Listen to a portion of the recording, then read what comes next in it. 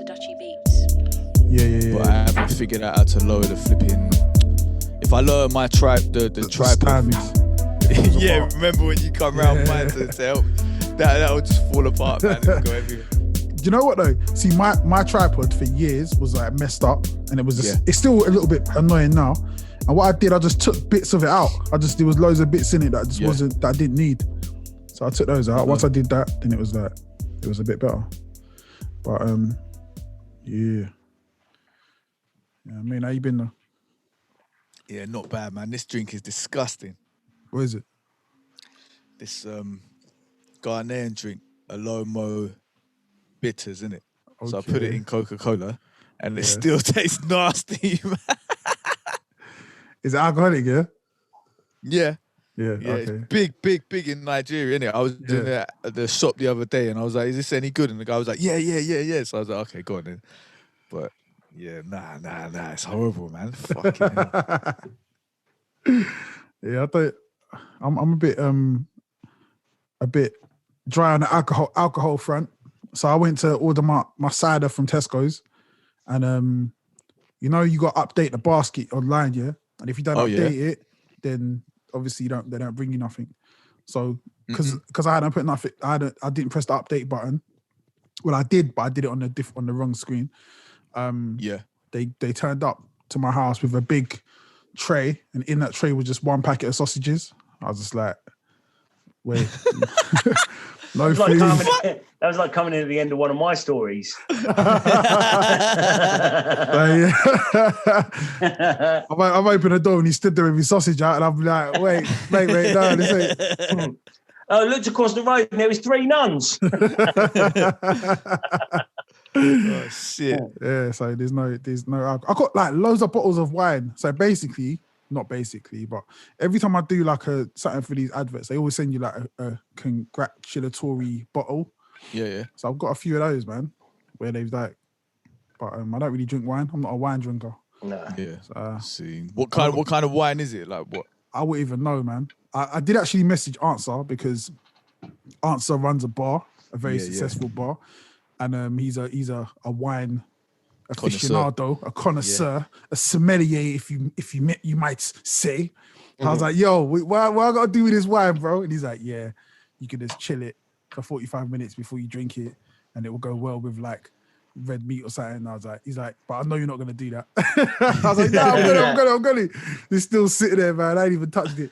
Most of the time, you can cook with wine. I'll have a bottle of wine for one reason or another. There'll be a bottle of wine round there, and then there'll be a couple of glasses gone out of it, and I just fucking cook with the rest of it. Yeah, bit of wine in all. Pour it in what? Pour it in the gravy or something. Wine in the gravy. Wine gravy for the roast. No, it's like red wine. Is that what you for do? Like red wine for like pasta sauces and stuff like that. And then white wine for like kind of, I don't know, white sauces. Not really. It's not really a gravy thing, to be honest. Yeah. I've been to a pub before and they had red wine gravy or something. Really? Yeah. Where was that? I can't remember. I don't know, but it was somewhere, yeah. That was like when you used to work at the British Legion. Mate, put some fucking wine in that, mate. So it doesn't go in there. Put it in there. That would be Guinness gravy, innit? They'd be putting Guinness gravy or something like that. Or Jameson's gravy or something like that, wouldn't it? Yeah.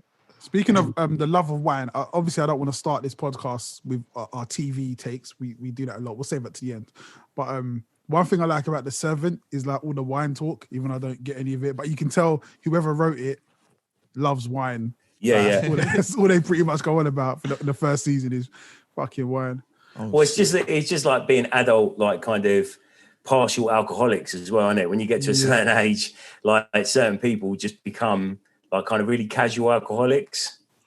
You heard that? It's our culture, though, isn't it? Yeah, definitely, man. Like we drink to get drunk in this country, innit? So other countries, like I don't know, man. I think that's a bit of a myth, yeah. Because people were saying to me, oh yeah, in France here they just drink with a meal and then they go out and they don't get wasted and that. But then when I went and worked in France for a bit, people were getting battered, yeah. They were getting drunk, just like English people. So I was it's like everywhere, everyone's doing that shit. You could probably go to some fucking remote fucking tribe in the Amazon and like after, you know what I mean, after they get their work done, they'll be like, give you some fucking Amazon wine and some shit. Yeah, some getting battered on like fermented fruit. Yeah, or they're licking frogs. You know what I mean? Like everyone's got like the thing that they do, man.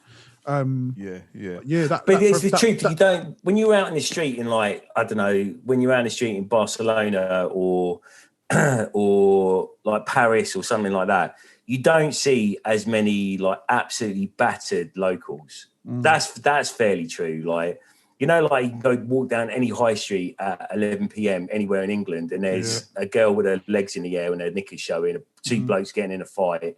There's always like way past drunk and having a good time and into like the dark end of being drunk. I mean, you don't really see that as much in other countries. You do in Canada and America. Yeah, that was actually true when I was out there. Yeah, you're right. There was one time where we found this guy. He was hanging on. You know, they got the barriers, and then they got the road. So he was proper wasted, but he knew he was gonna fall. So he decided to hang on to the barriers.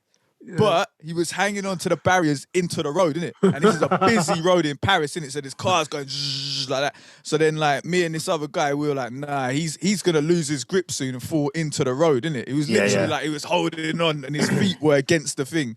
It was like the kid, you know the kid in Superman 2 falls. He falls off the Niagara Falls, innit? It's literally like that, yeah? Dumb kid. So, I wish he died, but anyway. Yeah, well, don't we all? I want to find out in real life and slap him. But yeah, carry on. I was like, no, we need to help him. And the other people I was with, they're like, no, just leave him. I was like, no, we got to help the guy, man. So he ran in there. We grabbed him. First, he thought we were going to kill him or something. I don't know. You got all scared and that. But then we like, no, we'll just help you to the side of the pavement. And we pulled him over and just sat him down. Did you run at him shouting at him? No, not at all, man. Don't film, fucking kill yourself.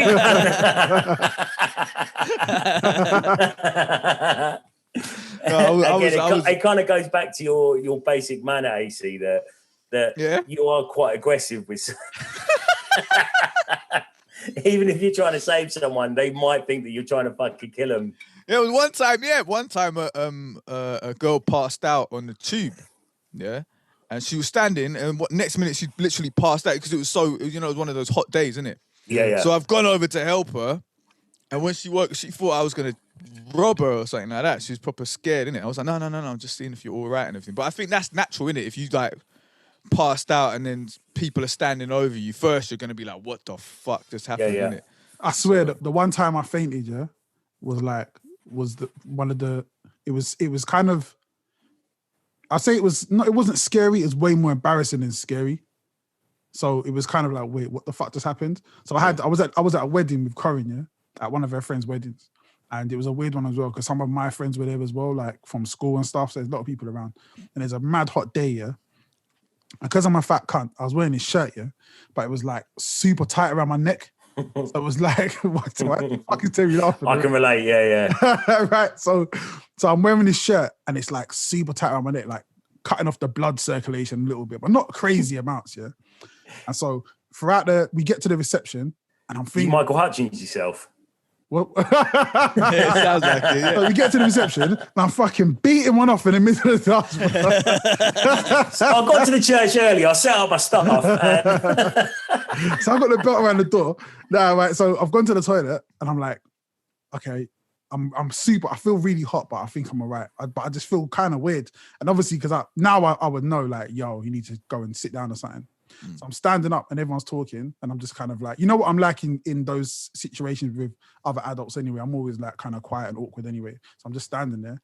And then the next thing I know, it's like I've woken up for like I've been sleeping. Like you see, you wake up from a dream. So I was just like, oh, wait, was I not really at a wedding? Was I dreaming this whole time? Oh, no, wait. Oh, thank fuck we went to that wedding with that bunch of cunts. I just had the maddest nightmare, right? But so you're ugly, mate. What's her name? Sharon. She was getting married. You remember? So when you woke up, were you on the floor looking up or what? That joke that you know, if you're listening, it would mean nothing to you. If you saw it, only Terry would get it. Don't worry about it. Yeah, so I woke up and all I've seen just legs on the floor and Corinne like trying to pick me up. And at that time, actually I was probably about as heavy as I am now, a little bit less, but I was quite Jimmy. I was quite Jiminy at the time. So I was quite muscular. And no one could pick me up. And then, but yeah, they got me up, But the thing I was just like, wait, what happened? I'm like, okay, I think I'm okay. And what happened? I really hurt my elbow. But at the time, I was just too embarrassed to like even care about my elbow. I was just like, I need to get the fuck out of here. I was gonna go home. And so Corinne was like, all right, go sit in the car. So I've gone to sit in the car and I'm just pouring with sweat. Like literally just pouring with sweat. Like I don't know what the fuck happened. And then I was like, all right, I need to go home. Corinne was like, no, we're finishing the wedding, mate. I was like, shit. So then I had to walk back in. Everyone's like, oh, are you okay? Are you all right? And like, if you know me, yeah, I hate people saying that shit to me. Like, I don't give a fuck. Like, if you see my fucking leg got ripped off, don't ask me if I'm all right. Just leave me alone. You know what I mean? And I'd rather people take the piss out of me. I hate any like kind of sympathy whatsoever. I don't want sympathy for anything. I'd rather. Why? I don't even know. What is it? I don't know. Like I think it could be quite toxic masculine. Like it could be. I don't know. Like it could be invested in that. Yeah. But I don't want people to go, Terry, are you all right? I'd rather them come over and go, see, you made yourself look like a proper cunt. You legless cunt. You fell over. You fell right on your face. You look like a right twat. Then you can just laugh at it and then it's over with. Like, and then it's done. Yeah. One time I almost fainted, yeah. But what it was because we'd gone and done this rave in Reading and they didn't have any water. It was all just free Budweiser. They'd been sponsored by Budweiser. So I'm just drinking all these Budweiser. And Bud coming out the taps in the toilet and everything. But so the club, yeah, it didn't have any air conditioning. The windows were closed. It was a fucking sweatbox, yeah. So I kept drinking these Buds, yeah. And then we've come back to my friend's house and I've got out of the car and suddenly I'm just moving to the left, yeah?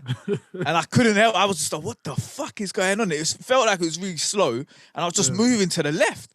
And then he just grabbed me, Mickey Blue Eyes, innit? He just grabbed me. He was like, yo, are you all right? I was like, what the fuck is going on? He goes, you're dehydrated. You need to have a drink, innit? Yeah, so we went inside, had water. Gave you another Bud. You know, I had a bottle, like a pint of water, and then I just fell asleep. And then the next morning when I woke up, I still must have been dehydrated because as soon as I got out of the bed, I'm moving to the left again. I'm like, fucking hell, man! I had to grab myself on the water. That never happened to me before. I've never fainted. I've never once in my life, I've been knocked out a couple of times, but I've never fainted. I imagine it's a relatively similar feeling, but you don't wake, like when you wake up from being knocked out, it's slightly different. But yeah, I've never once fainted in my entire life. Not that I remember anyway. I always feel like the person who gets knocked out has a much funnier story. Like, Yeah. I always feel like that's whenever I see a fight, that's the bit I always want to see. Like the person who got knocked out, I want to be there when they wake up because I want to know what you think happened. Like even when I watch UFC, like the person who gets knocked out, that's the person I'm watching. I'm just like, and they get up and they're like still fighting. They're like, no, it's over. No, what? No. What gets me is when you see those videos of like people skydiving or getting on like kind of roller coasters or something like that, and they're going and then all of a sudden like having the greatest time of their life, and then they go yeah, and then they wake back up again. Where the fuck? I'm still here. That thing where it shoots. Fuck, I'm still parachuting. Yeah. What's that thing that shoots people in the air? That catapult ride. That catapult ride. One. Yeah, that's a people funny pass one, out loads on that, man. Did I send you that video the other day? Did I send it to the group? I don't think I did I? There's one where a bloke passes out. Yeah. He literally he's with, I don't know, his wife or his sister or whatever, and she's screaming her fucking head off, having a time of her life, but really scared at the same time. Yeah. And he passes out in the course of like 2 minutes. He must pass out like 21 times. Yeah. I think I've seen that. Yeah. And then waking back up again and going, yeah. And then at the end, they stop. And she turns to him and goes, that was amazing, wasn't it? He goes, yeah, it was so good. He's like, bro, you were out for the majority of it.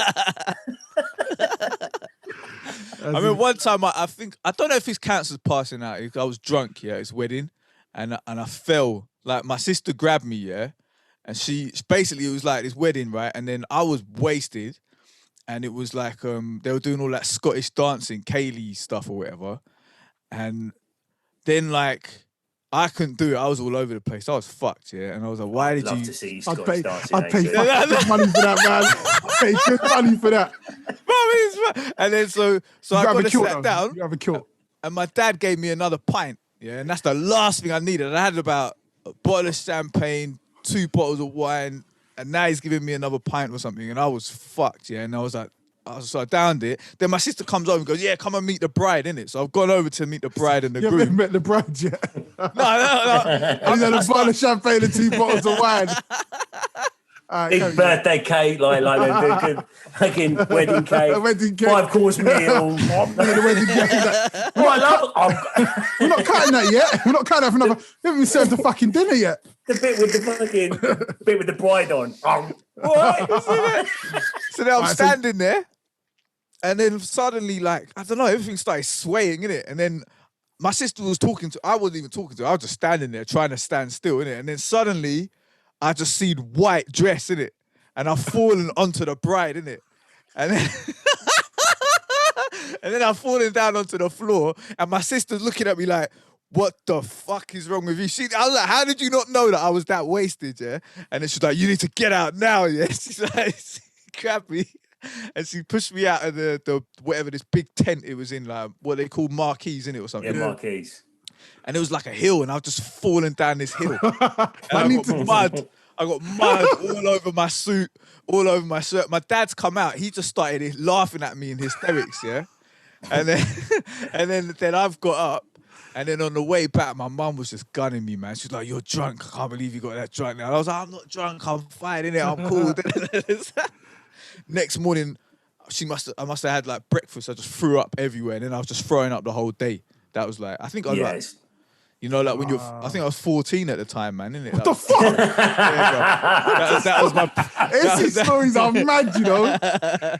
In that whole story, yeah, you buried the lead, to be fair. That whole story, I just saw you as a grown adult. So I'm like, okay, this is mad. I thought it was a couple of months ago. Yeah, like, it's mad, but cool, whatever. How you 14 drinking bottles of fucking... Bro, I don't know what happened, man. Champagne. No, I don't know what happened. There was a bit of a, I don't know. Just the booze was there, innit? The booze was there. And so it got drunk. See, I can never drink in front of my parents. Yeah, I like the bit where your dad gave you another pint and you were 14. 14? I didn't even clock that. And then me and my dad had like a shot of tequila together. And all the time I'm driving home, my mum's gunning me, yeah, like... Nah, I wasn't driving. I had to leave my motorbike there. Nah, that's actually wild, man. Yeah, I can never drink in front of my parents, but then again, I wouldn't even know because I never tried to. Like, my parents weren't drinkers; they don't drink. But drinking's such a recent thing for you, though, isn't it? Like you've never really been a big drinker before. Not that you're a big drinker now, but like you've never really been a drinker before. Nah, man, it's not really my thing. And even when I do drink now, I'm not getting drunk. So it's not my... For me, it all changed when I turned 17. Then I've got a car, so then I couldn't really drink anymore because I'm driving, innit? So that's what killed it. Yeah, but that's what killed it for me. It was like they're getting in a car, and then okay, cool. So, you know. So about this My prime drinking years was 12 to 14, and I'm not telling you. I retired, mate. I retired after that. I'm like, you know what I mean, I'm 17. I put in a good run. You know what I mean? I've got some stories. Ruined the woman's wedding dress. And what else is there to really do? So there's this professor in America who I was about to say that. The drug one, yeah?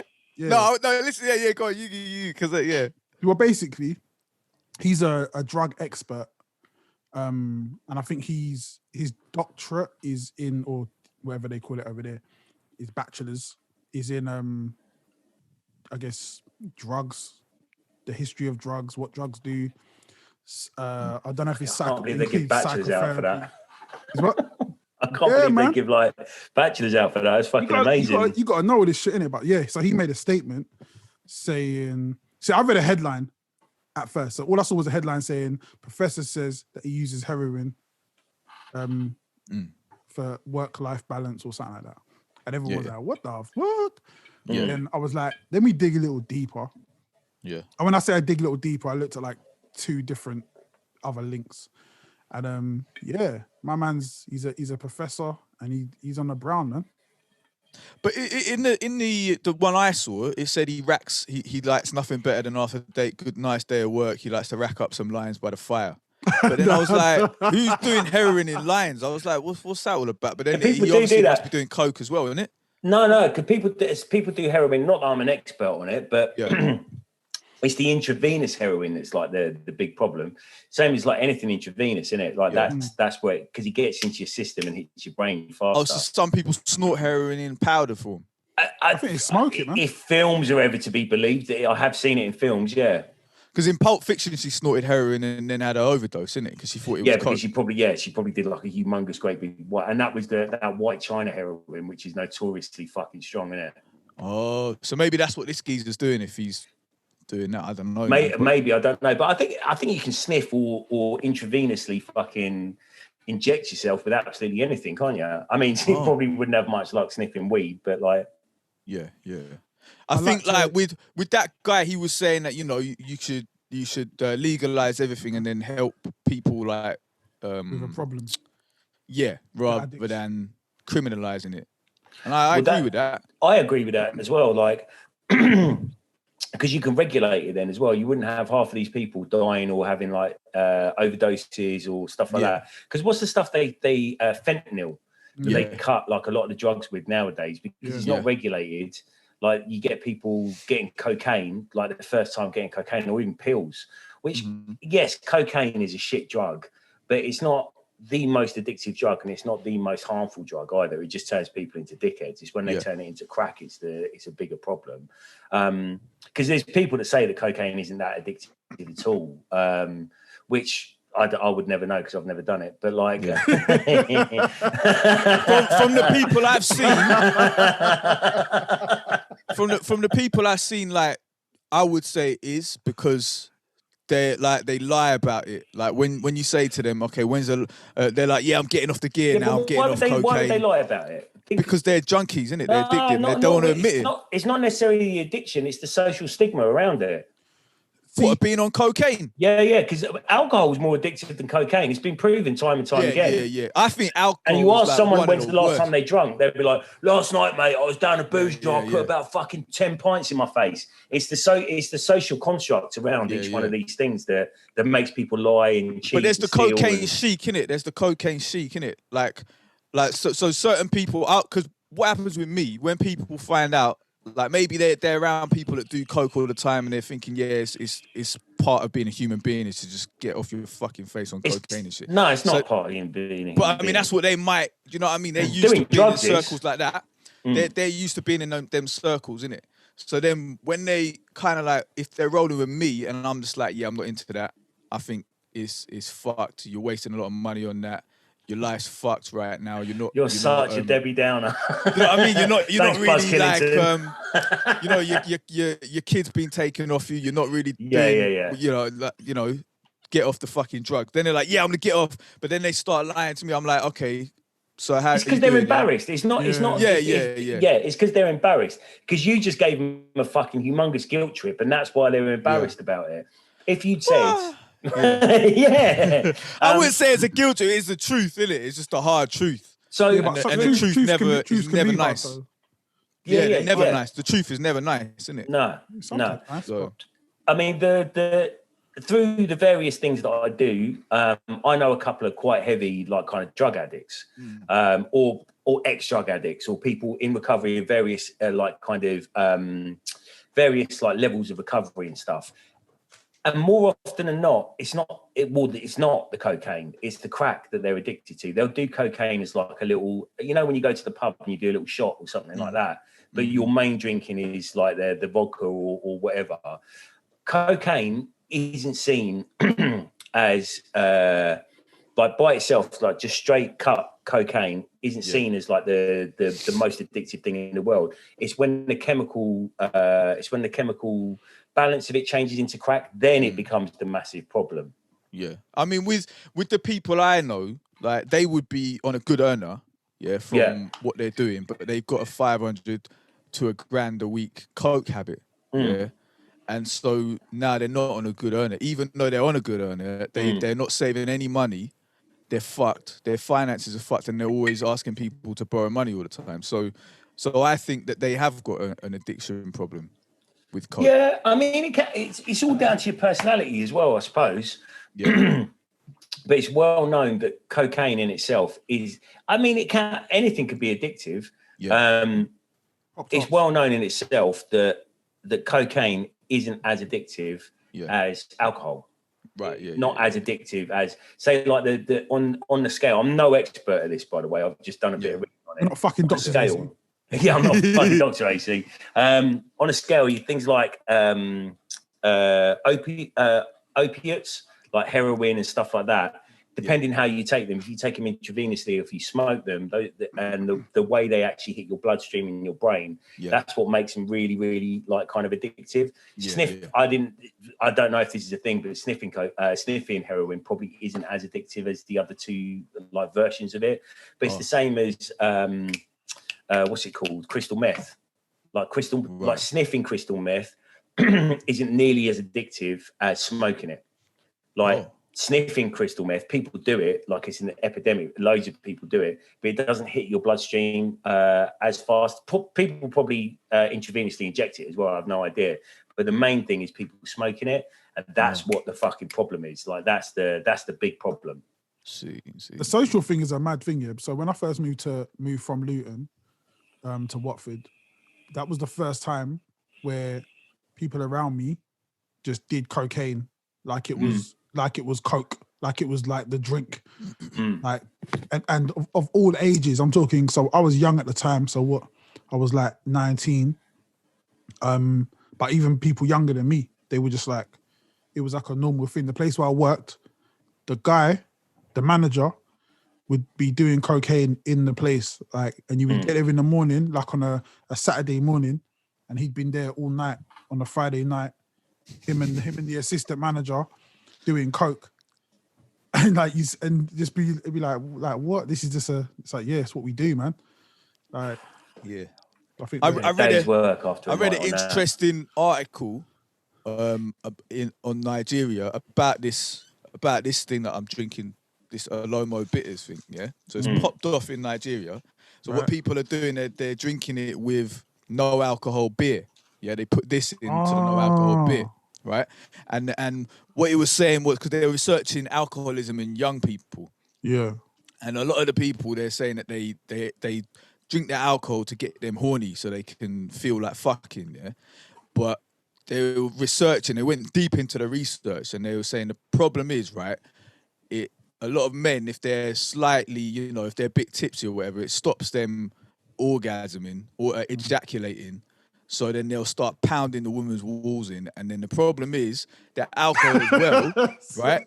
It was saying that the problem is that alcohol as well, is making the vaginal walls less moist. Yeah, it actually makes them drier.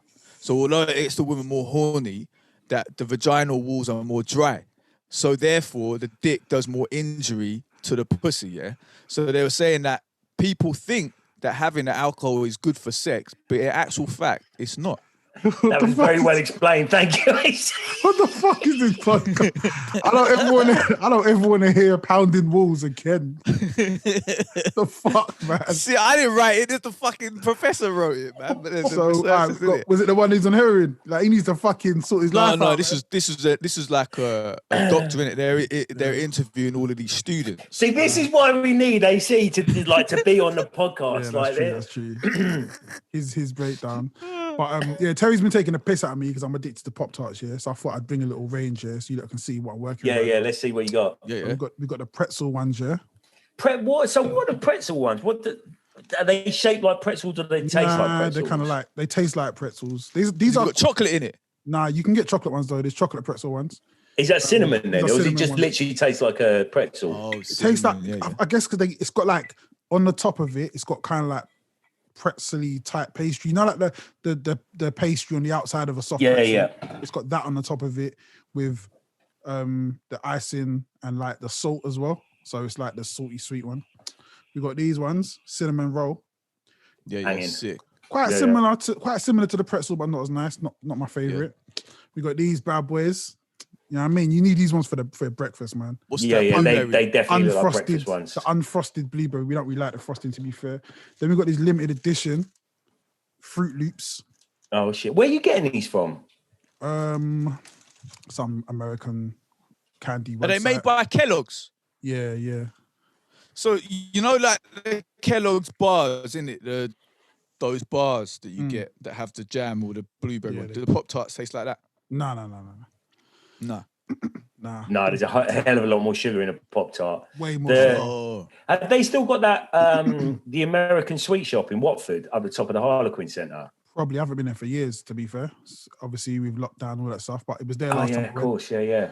There's also like there's a place that does American sweets wholesale round on the trading estate. Is it? Yeah, I went in there. You just go in there? Nah, I tried to. They were like, nah, you got to have an account with us. I'm like, but I'm like here Costco. right now. Kind of, but nah, they're like, we don't have a shop. We just have like, we have a few things on display. I'm like, well, get them on display. Like, nah, you need to have an account with us. Like, and what do I need to open an account? 2 forms of ID. I'll be back in half an hour. I was like, what the fuck, man? Are you gonna, it's next to the gym as well. Would have been fucking perfect. That's to wind up, isn't it? But are they any good though, American sweets? It depends what you like, man. Like, to me, America's a third world country, yeah. So like, everything is wrong. It's just like all their sweets are mainly just chemicals and sugar. Yeah, it's just all corn fructose, isn't it? Yeah, like, corn fructose syrup, innit? Yeah, there's nothing. If you're looking for taste, then no. The only things I do like are the Pop-Tarts and with weird flavors. Yeah. But even with those, man, it's like it's not something you're gonna eat like every day. Do they have Twinkies there? Yeah, but you can get them at Tesco's. Twinkies are disgusting. Oh yeah. I like Twinkies, man. They were banned years ago when they over here, the Twinkies. They like, because we used to have them when I was a kid. Yeah. They banned them. Yeah, they banned them years ago over here. What the fuck? No, but what they've probably done, they've probably changed the recipe and then you're allowed them again. But yeah, I don't think the import ones, like if you were to get them from an American wholesaler or something like that, Tesco, they do them in Tesco. Do they? Yeah, they import them from Canada. Because Hostess, the company, they moved to Canada, innit? Okay, so it might have changed. So yeah. But I guess the originals. AC, if you had the Hostess coffee cakes, like the little ones like that, they're always talking about them on Seinfeld. It's like this thing that they. So I went and got one when I was in Canada, and they are fucking banging. I bought like a box back with. They're just little things like that, and they got like this coffee icing on the top. Yeah. I love coffee cake anyway. I'm a big coffee cake addict. Yeah. And yeah, they're absolutely banging. All those little Hostess ones, like the little Hostess apple pies, you had them? Nah. No, they're really nice as well. So why did they ban the Twinkies before? Because what was in them? Sugar content, the fact that the E. It was when they were going through that E numbers thing. Do you remember that? Like in the late 80s, early 90s or whatever. My cousin was allergic to E numbers, didn't it? If he had anything with E numbers, he'd go mad and just trash the whole place. That's why. Like they banned loads of stuff because of the amount of E numbers in them. That's why everything. It's the same now with like sugar puffs, right? So they can't call them sugar puffs anymore. Crazy. What do they call them then? I don't know. I haven't had sugar puffs in about 25 years. That's why they got the bicycles as well. Yeah. Basically, our food standards agency are a lot stricter than America's FDA. So America's FDA, they pretty much let you eat anything really. Yeah. As long as it doesn't kill you straight away, they'll let you have it. Whereas the food standards agency is a lot stricter. But I guess that might change now with Brexit. It's probably going to, like, it was the whole thing with that chlorinated chicken thing, wasn't it? I'm pleased I don't fucking eat meat anymore because I'm going to go through in the toilet. I don't think people are going to let it because people are got so hyped about the chlorinated chicken. They're not going to let that happen because people will be like, nah. Yeah. So hopefully that's a good thing because once you've had like good food standards, you don't want to drop them, do you? No, you don't. But you say this, but you're saying it as if like the British public have any choice over it at all. Or are even smart enough to understand that. Yeah. And I feel like all you need to say to the British public is, like the good food is halal. Then they'll be like, no, not doing it. Give us that fucking chlorine, mate. Give us the chlorine. Or you could tell them, if you get halal chicken and you want to unhalal it, then you just dip it in your swimming pool, innit? Yeah, dip it in some chlorine. The chlorine will clean it and they'll fucking do that. Chlorine will take Allah off of it. You know what I mean, son? I saw a clip of your mate Terry, Lawrence Fox, and he was being the usual cunt that he is. Yeah. And then what's it, that guy Nick on that radio station on LBC. Yeah, Nick. Yeah, Nick was his name. I Ferrari. know, yeah. Right, Nick so he Ferrari, goes, Yeah. So he goes to my man. He's like, so you're against Black History Month? And he's like, no, I'm not against it. I just think we should have Jewish History Month and Islamic History Month. So I was like, I just press stop there. Don't need to hear anymore. I think we should push that shit. I'm all for that, man. We could have every fucking month something different. And I was thinking to myself, like, yeah, like realistically, there's so much Islamic history that I need to know. There's so much Jewish history that I need to know.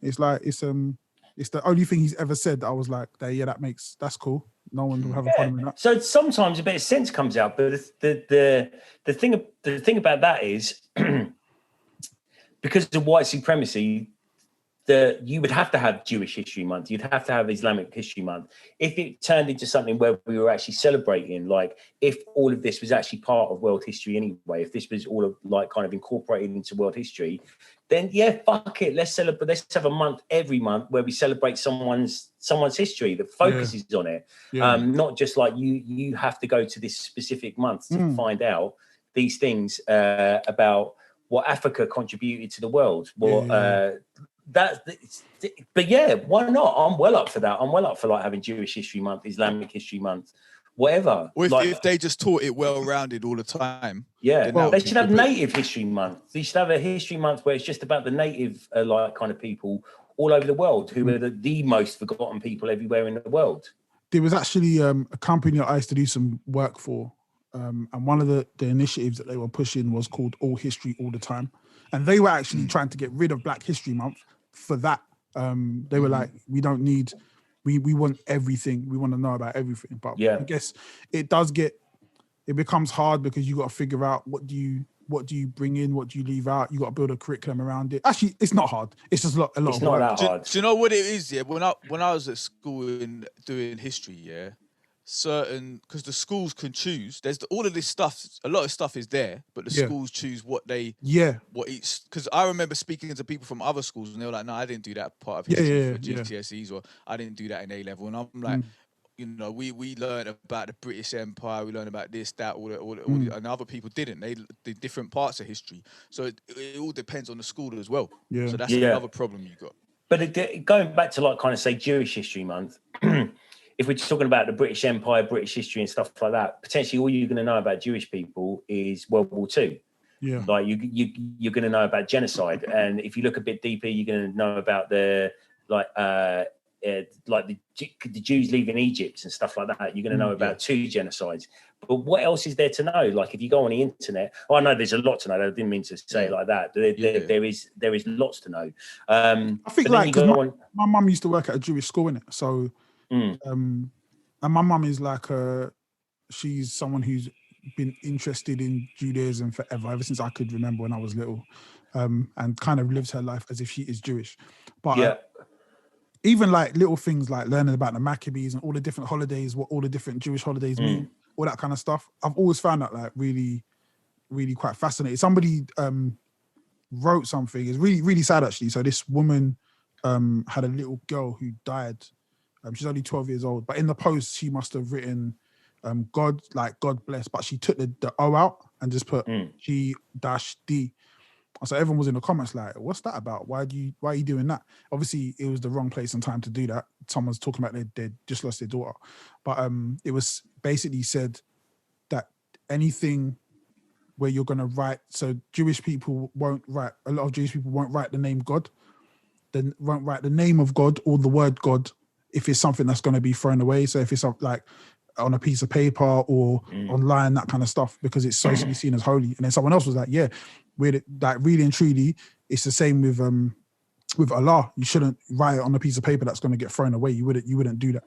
So it's like all these little things, man. You just I always find fascinating. Like the intricacies and the small minutiae of cultures that you don't know about is always interesting to me for sure.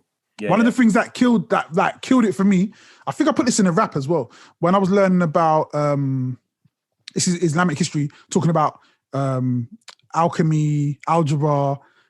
So basically what Islamic scientists would do whenever they made a discovery, they would basically dedicate it to God. So the Al would be for Allah. So right.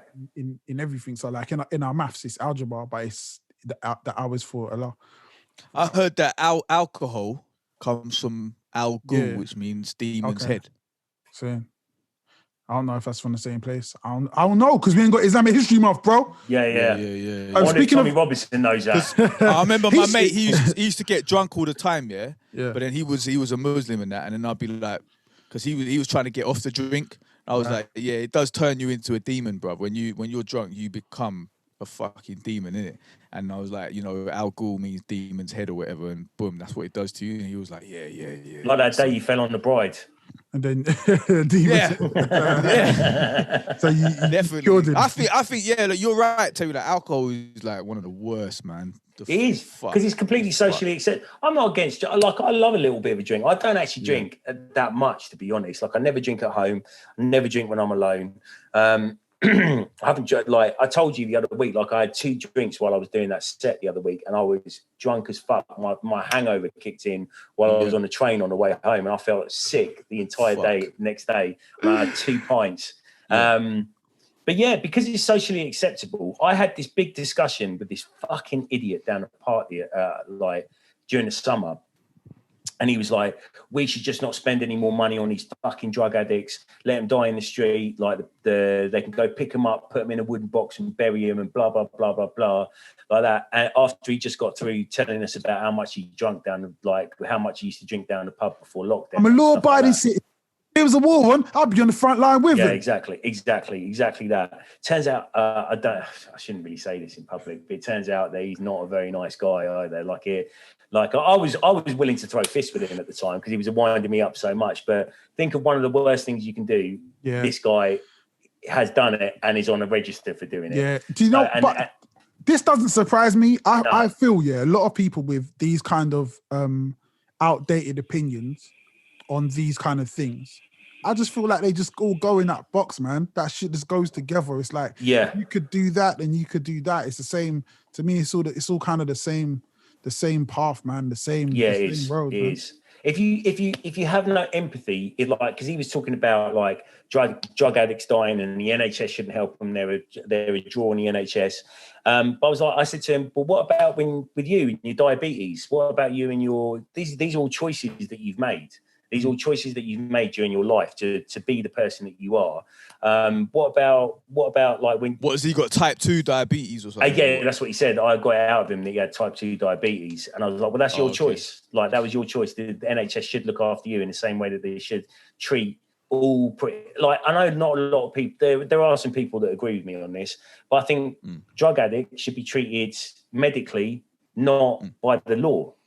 Yeah, they should. Yeah. Yeah, that's what defunding the police is all about. Exactly. You have more money to do those things because obviously you should. Like a lot of the stuff that we look at that we criminalize is a health issue, and for some reason we don't deal with it that way. And it's like we have a really good opportunity to see what works and what doesn't work. And we also live in a country that's small enough that when we make these decisions, it can have a really big impact. Speaking of, again, the third world country called America, if you've seen what's happened in Texas, so Texas have been hit with a harsh weather front. It's literally just destroyed the whole state. Like lives have been ruined for 2 reasons. Number one, the infrastructure is just not there because they don't have the money to really deal with it, or to put the infrastructure in the first place. The response has been lackluster. On top of that, their homes were never built for that, which is fine if you don't expect that to happen. But then on top of that, the insurance isn't in place to deal with it after it happens. So there's all these different things that go on top of each other that puts you in a position that no country that's claiming to be number one should ever have to deal with. Because I'll tell you what country doesn't deal with things like that is a country like Japan, where they have tsunamis wipe out almost like whole towns, disappear, and they're back within 6 months. And to be fair, the money didn't even come from the government. The money came from the Yakuza. Like we're like, yo, we're gonna fix this because again, infrastructure, things are in place. to get things going again. And America just doesn't have that. I'll get back to my Japan story in a minute, how prepared they are for absolutely everything. But like, one of the defining characteristics of a quote unquote like kind of third world country is corruption from the top to the bottom. Yeah. So mostly everything at the top is corrupt. If you look at what happened in Texas, what the senators were doing, what Ted Cruz did. Ted Cruz fucked off. Yeah, he fucked off into Mexico. He went to Mexico. And then he lied about it. Like, the character of this guy, like, Ted Cruz is my new Lawrence Fox. I fucking hate the cunt. Like, Mexico should have blocked him coming in. They should have said, you ain't getting through the wall, mate. Like, he wasn't he one of those guys saying build the wall and shit and supporting Trump? So what the fuck is he going there? He supported Trump the entire time. After Trump slagged off his wife and said she looked like a dog. Yeah. What kind of character of a man is that? And wasn't Trump also trying to implicate his Ted Cruz's dad in the murder of JFK as well? Probably, I don't know, but yeah. Ted Cruz would probably just go, yeah, cool, fair enough. Gives you balls, Donald. It is gross. I saw him and Hannity on some News Fox clip. It was gross, man. They were just sucking each other off. It was disgusting. Should have been on fucking Pornhub.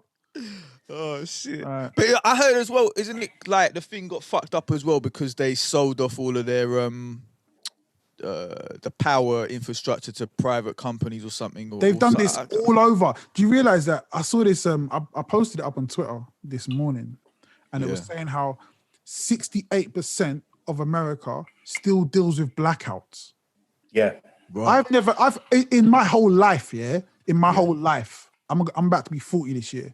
I've experienced one blackout, and it wasn't even the whole of Watford. It was just like our block and another block, I think. And it lasted what? Hold on, boys. I'll be back in a second. Sorry, Harvey's just nicked a Satsuma. Right, I didn't know dogs eat oranges and that. Yeah, no, not evidently not supposed to. Like, he got it. He probably thought it was a bull.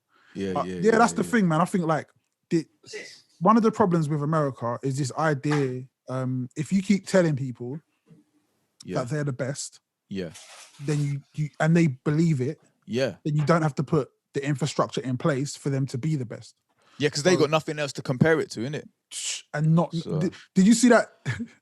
I should wait till he comes back, but did you see the video where they're picking up snow, compressing it, and trying to burn it and going, oh, it's not melted. It's not melting. Not understanding how snow works. Yeah. Loads of adults. Like, to me. Can I just say, this isn't a Satsuma that Harvey nicked, by the way. That's gone in the bin. Carry on. What's that, a tomato? No, Satsuma. Oh, like right, okay, different one. Okay. Yeah. I like the wordplay there, Harvey Nicks. Oh, nice. Yeah. Sick. But yeah, like, to me, the education system in America, it's crazy, man. The things that they should know that they don't know. And it's just like, they're literally the mushrooms, man. They're kept in the dark and fed shit. And that's why everything seems mad. And like today, I was having one of them proper depressing looks at the world and just thinking like, it's really hard to make any real progression, even though we have progressed a lot, but it's really hard to make progress where you have so many uneducated people. And we spoke about this before, this whole thing of like Marxism. It's like, you know buzzwords, but you don't know anything past that. Yeah. So this idea that it's kind of cool to not know shit now, and it's kind of cool to be ignorant. And I feel like it is kind of depressing, man, when you kind of look at it like, damn, why don't you know this shit? Why don't you know about fucking snow? What are you gonna do if you see a fucking igloo, you dumb cunt? Like, what's going on here, man? Like, where the fuck are we? What is it? Like, my cousin, when he was out there, he worked out there for about, he was living there for a couple of years, I think, innit? And then people would be like to him, oh, where are you from? He'd say London. They'd be like, oh, where's that? New Zealand, yeah? So they don't, do you know what I mean? Because they're on the TV, he said it's all just like, they don't get like us, we get the world news and all that kind of stuff. They're more like just American news or localized news or something like that. So, and you can kind of understand, right, to a certain extent, because America is a big country and it's really populated. There's like a lot to talk about just in that landmass. Yeah. So like all the states are like countries, isn't it? They are countries. That's the problem. They are countries, yeah. See, this is the problem, yeah? The problem with America is it's too big. But the reason why it's too big is because they're too greedy. They took half of Mexico, right? So that was all, the West Coast was all Mexico. So they've taken all this land and now they can't do anything with it. It's almost like the analogy would be, you know those big stately homes, So imagine me and my family now went on and managed to steal one of their big stately homes. It's like now we own this big stately home. We ain't got how are we going to look after it? Yeah, they had staff before. We ain't got the funds to look after it. It's all falling apart around us. And that's what America is right now. It's literally crumbling and falling apart because it's way too big. You've got way too much space. Every time I watch these videos, of like these American dash cam videos, I'm just like, why is your road so big? Why is there so much space? You got Target on this side of the road. You got flipping Best Buy on that side of the road. They're like a mile apart. There's nothing in between them. You got 8 lanes in between them. For what? Like really, what? All this space for doing what? What are you doing with it? And that's kind of like, apart from the big cities, apart from the New Yorks, the Miamis, and funnily enough, the New Yorks and the Miamis and the LAs, they do okay. Just because they're kind of built like how cities are supposed to be built. These other places in between, Chicago, they're doing cool. All these other little places in between aren't doing so well because there's just not enough. The federal government doesn't have, doesn't have enough resources to feed everyone, to help everybody, to make sure everyone's got water. How the fuck are you living in Flint, Michigan in 2021 and not having clean water? But that's I made this point the other day. I didn't use Flint, Michigan, but like I made the point of how the fuck, and I know a lot of people disagree with me on this, but how the fuck are you sending probes or rovers to Mars when you've still got children dying in your country of starvation? When Flint, Michigan hasn't got clean water and hasn't had clean water for what, 3 years now, 4 years? Because what they want to do though, they don't give a fuck about any of that. They want to go to Mars and extract fucking diamonds and fucking shit from it. They want to mine it. Yeah, but also at the same time, they're talking about, like, a lot of people on the post that I put up were talking about, like, kind of, the innovations that NASA have come up with, and NASA are a private company. They're not a private company at all. They're just not military. By federal government. Yeah, funded. They're a federal agency. They're just not military. They're civilian. So, like, they're saying, but they came up with GPS. They came up with whatever, like all these different innovations. It's like, cool, that's great. But at this moment in time, you've got a country where your poverty level, where there's no affordable housing, where there's no jobs that pay enough for like unskilled workers, where someone might earn, I don't know what, $1,500 a month or something like that, but it actually costs them $1,300 to actually live.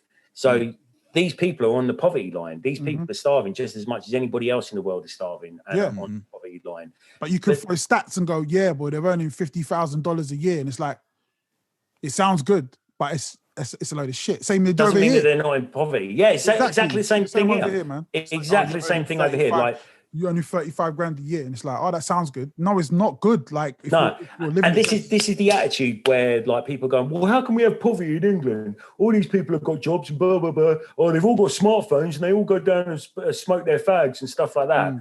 Cigarettes for anybody in America that's listening. But like, it's one of those things where poverty is so relative in every single situation, because there's no affordable housing, there's no decent jobs, there's no so if your costs are there and what you make is there, that there is the poverty line. Do you know what? When I was broke here, I spent way more money than I do right now.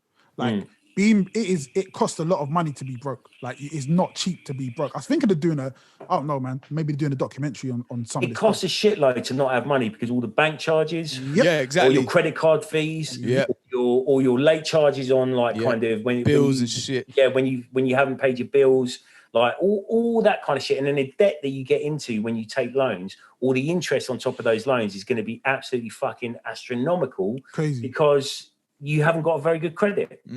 But I wouldn't eat. At those times, poor. I wasn't eating, innit? I went down to like 8.5 stone, innit? One bowl of porridge a day. Literally, bro. It was like just bills. All my money was just going towards that, just to keep my head above the water. So it is fucked, man.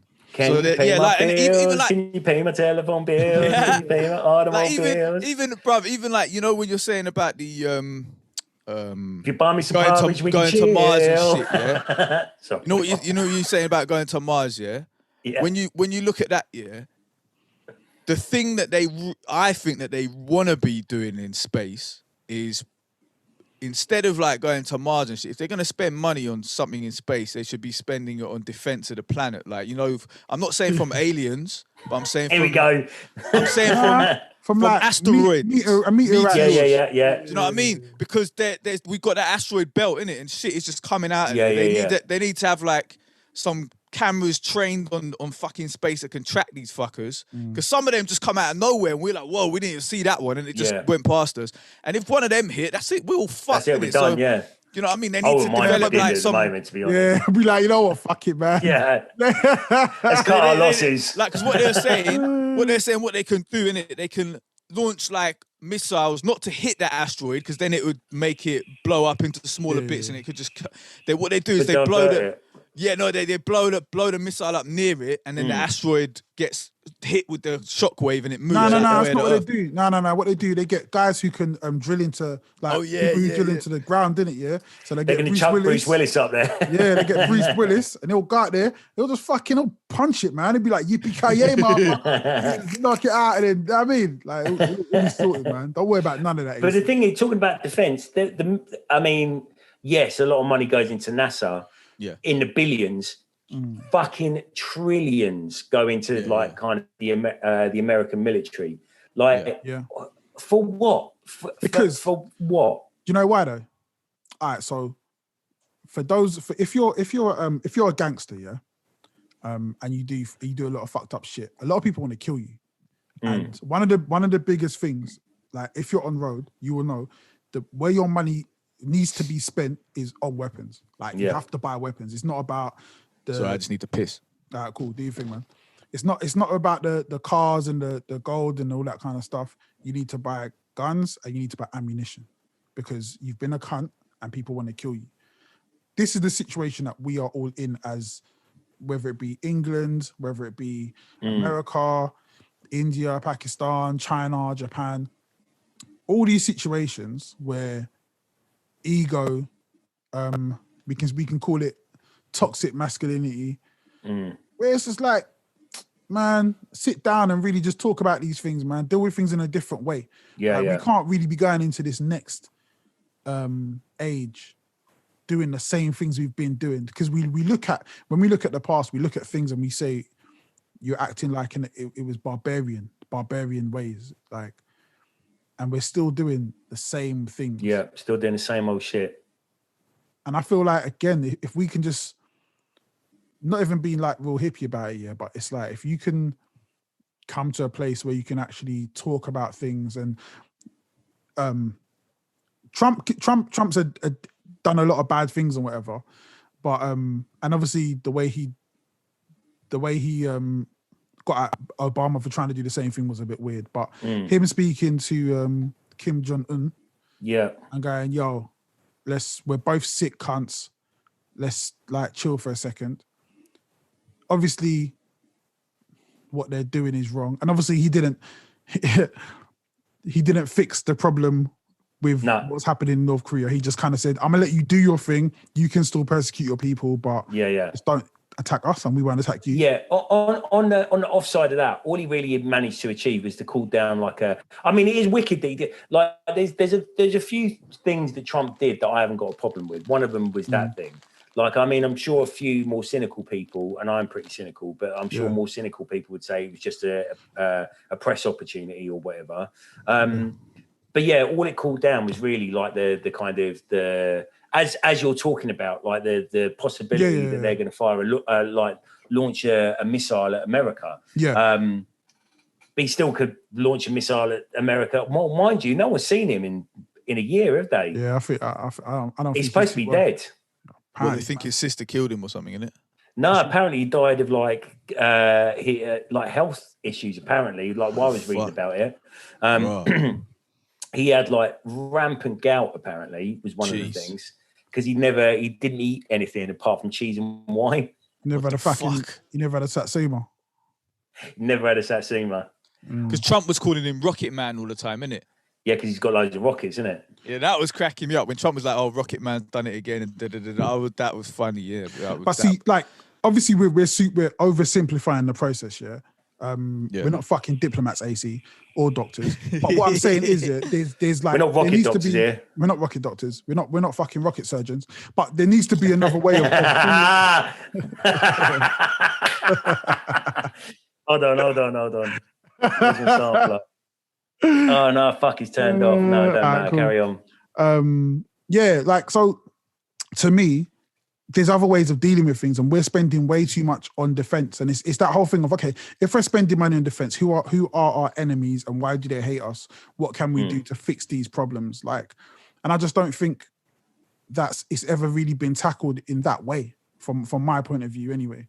And again, my point of view is super limited. I've never been in the military, and and this is in no way trying to disrespect people who work in the military. Not at all. No, I'm talking about the system. This isn't me talking about what individuals do to protect people's freedoms or to protect, you know what I mean? But you have to. I mean, if you've got a mad dictator though, you've got to be robust against them though, innit? You can't appease them. Yeah. 100%. And again, that's what I'm saying. It's not as simple as I'm making it, oversimplifying it. Yeah. No. But at the same time, we do know that when there are dictators are put in power and are left in power. So that there isn't that power vacuum and someone else comes in, because again, a lot of these countries don't have the infrastructure that we have. But at the same time, man, you got to just, like, we speak a lot of shit about England and the politics of the country, and there's a lot of stuff that we can pick at, but it's still in a really good position to actually do the right thing and actually make changes, because we're so small. We're smaller than fucking New York State, you know what I mean? The whole country, the whole of Great Britain. So we're in positions where we can actually really make changes that actually have a positive effect on our country. I think our first stop for that, whether they're Tories, whether they're Labour, whoever it is, I think we actually need some politicians rather than strategists and fucking celebrities like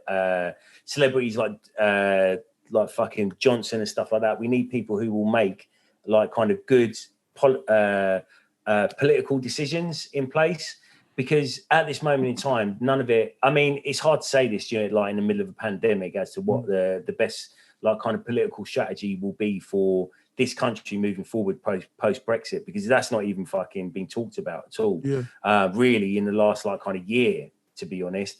But I think if we got back to like kind of actual real and local politics, then this country could be in a better position to like kind of to be. Mind you, I say that about local politics. I'm a Labour supporter. I wouldn't call myself a lefty nowadays, but I'm a Labour supporter. And the local Labour council around here is fucking shit, absolutely shit. Like it beyond shit, to be honest. But yeah. You're right though. We're still because we are so small. We could be in a decent enough position to make the right choices moving forward. I just wish we had some real life politicians that actually told the truth. And I guess that's why. None of them are politicians. This country has just been run by fucking by strategists. But that's why we got Trump. Yeah, you're right on that side. But I'm saying for the American side of things, like, I get why people would go for Trump. Because he was saying something different. Obviously, he was lying a lot. But it would be really cool just to have someone go, "All right, what are you gonna do to fucking fix the corona?" And someone just go, "Mate, I don't fucking know. But these are the options we have right now. This is what we can do.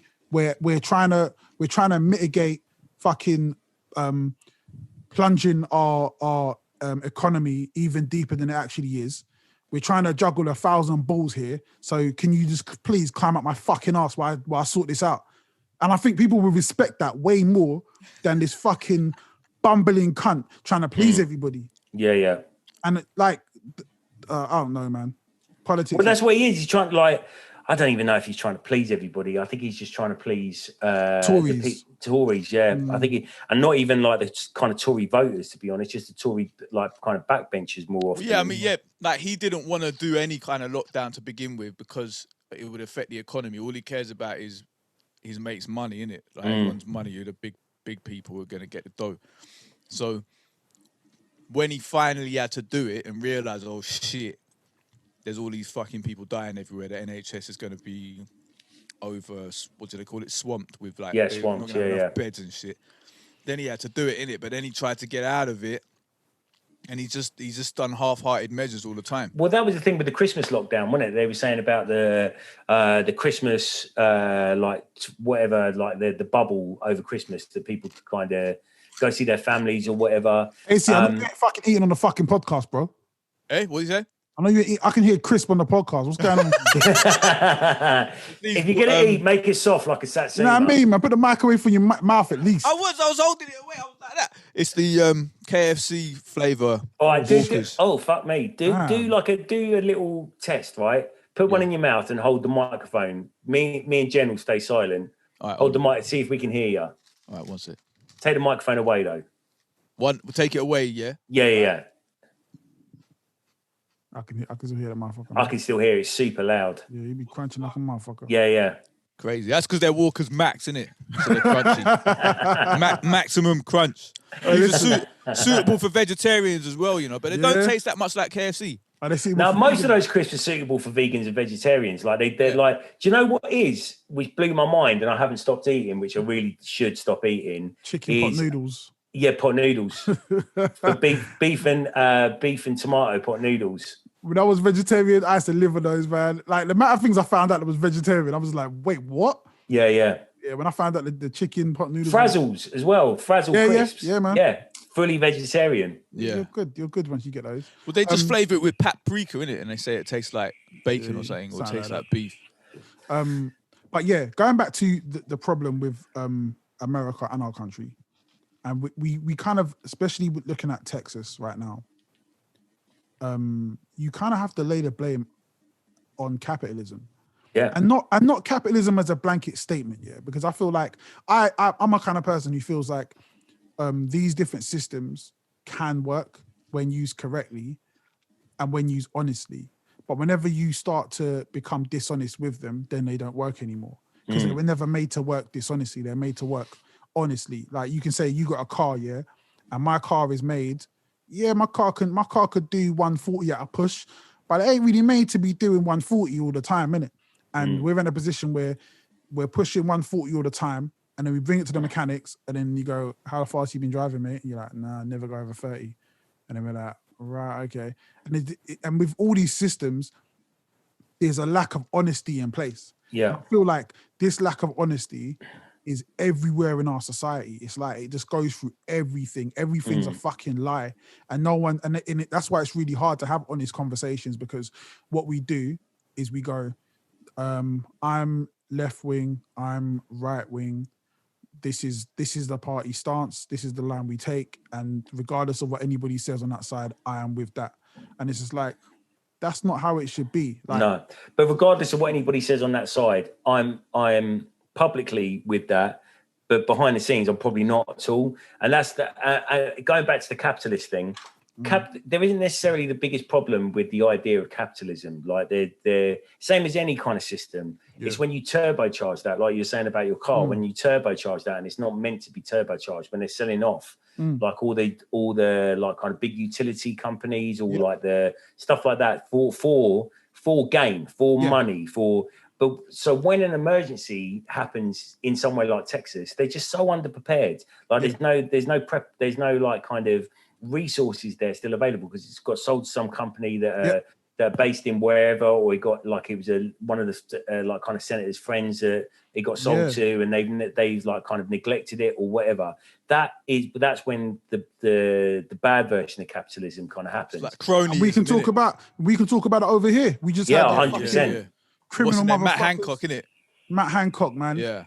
Fuck so it's him. cronyism. That's the problem. Cronyism is people like wanting to to sort out their mates, boys clubs, all this kind of shit. And the same thing even happened like in communist countries. You get the political class who just have loads of nice stuff and then driving around in limos, and then everyone else is fucked. So, well, that's what I'm saying. Like you're with one thing in public, but like you're with a completely different thing in your like kind of your other life. Yeah. Like, and that's why I don't like all this fucking hard right, hard left. Like what happened to the centre?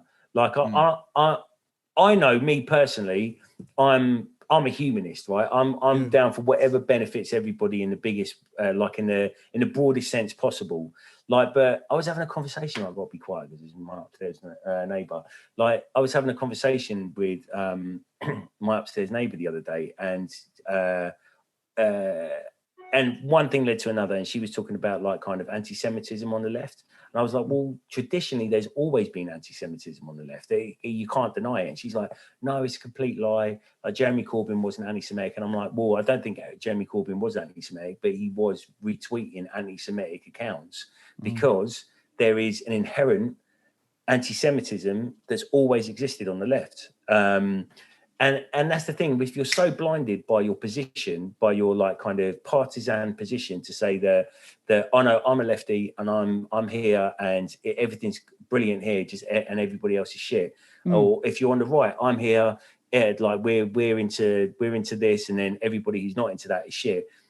You're not only like kind of deluding yourself, you're deluding the rest of the country. You're deluding everybody you talk to, because there can't be any like a hard right and hard left, or I'm this and you're that, and then we don't meet in the middle anywhere. Like, it's because you're deluding yourself. It's complete delusion. But I feel like what the reason we have that is because I say this all the time. The general, like, never underestimate how stupid the general public is. So we like to simplify things so that people can understand where we are. And it's really funny, because a lot of times when I get into political conversations with people, I'm just like, you're really thick. And I check their page. They're always football supporters. And I'm always just like, wait, what the all right, cool. Just stick to football, man. Because you understand there's two teams and they go against each other. But that's as far as you're able to rationalize what two separate point of views mean. So me having this conversation with you is never going to work, because, again, man, we're just on two different sides. It's like I'm trying to feed a fucking baby steak. You can't digest that. You got to stick with the baby food. And that's where the political system is. And I understand as well. I also understand that the thing is, if you can't explain it simple enough, you don't understand it well enough. I understand that as well. But I just think there's a massive oversimplification of some really complex. But that can't be the case with, like, if you can't understand it and you haven't explained it simple enough. Try looking at any of the party manifestos. Like, that's why they're fucking 700 pages long. Like, if you're voting for someone, read the fucking manifesto. Read the declaration before, to see what you're probably not going to get, to be honest. But see what you're actually fucking voting for. Like, and then no one actually does this. It's this like kind of polarization of see, identity politics can be like kind of a real double-ended. I'm never quite sure. It's double-ended sword or double-edged sword. Double-edged. I always say double-ended sword, and I always get it wrong. But like, you're thinking of double-ended dildos. Yeah, that's right. Yeah, that's the one. Yeah. I was wondering where that came from. Because I've been buying so many online recently. But the identity politics thing can be a real double-edged sword, because, for one, it can be really good to resonate with people who haven't even thought about like kind of voting before, and like kind of empowering them and enabling them to then go to the polls to vote. Yeah. But the other time, it's really polarizing. Like, and so if you think that you are like kind of, you're a hard Brexiter, you don't like foreigners, like blah blah blah blah blah, that is just as much identity politics, but it also galvanizes this idea that someone has in their head that that's the party for them.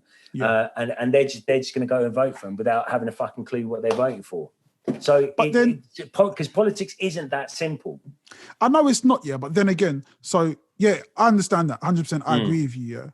I don't think that really the politics is the biggest problem we have. I think the biggest problem we have is the media. It's just stupid cunts. Yeah, it's stupid cunts. But our media is really polarizing, and our media is all lies on both sides. It's on both sides. Never like the truth. And I remember being really young, and I did a 3-on-3 basketball competition. Actually, that wasn't even that. It was before that. That was the second time I was in a newspaper. First time I was in a newspaper was I was at school, and I remember reading an article after and going, you got nothing right. Like nothing was correct. And this was just a local newspaper, the fucking Luton Bugle, whatever the fuck it was called. Like, and I'm like, you came to the school, it was a 1-day thing of this drum thing, and it's like, you literally got none of the, only thing they got correct was like my name and my age. And I'm just like, so this is what it's like in the news. Like nothing's correct. And the second time was when I did this basketball competition, and the same kind of thing. And I feel like the media, they just, I don't know. Like, how do we get to a point where we start calling out individual journalists, like, and really saying, why are you writing stories of, like, why are you doing this? Like, what the fuck it's a really tricky on? balance, because you want freedom of press, but at the same time, that press needs to be like kind of regulated, because it is causing a lot of fucking problems. I mean, look at Meghan Markle. Like all the shit that they've written about her, they've made a nation fucking hate her. Like for what? For what reason? Like all this shit that some of it's lies, some of it's truth that they've twisted, some of it's stuff like half truths and stuff like that. Like, so what is? You're right. What is the fucking solution to that? But the problem with that, it then comes in where people then start like kind of going, well, I'm going to start my own news network, or I'm going to start my own thing, or whatever. And then that's all complete bollocks. There's completely like, there's no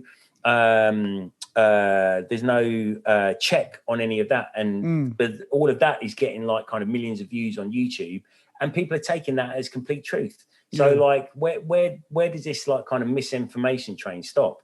I mean, what's the guy that Danny Bones was having a problem with on YouTube recently? I can't remember his name. Some ex-BBC presenter. Okay. He's just a horrible little cunt, basically. Horrible, racist, sexist, like homophobic, Islamophobic piece of shit guy, who got chucked off the BBC for being a cunt. Just being a cunt generally. I'm not even sure what it was. But Danny made a film about him, like a little video about him. Yeah. And this guy's threatening to sue. He hasn't done shit, but he's threatening to sue Danny and all this kind of stuff. Yeah. So I went and checked him out, and he's got like fucking 1 million subscribers.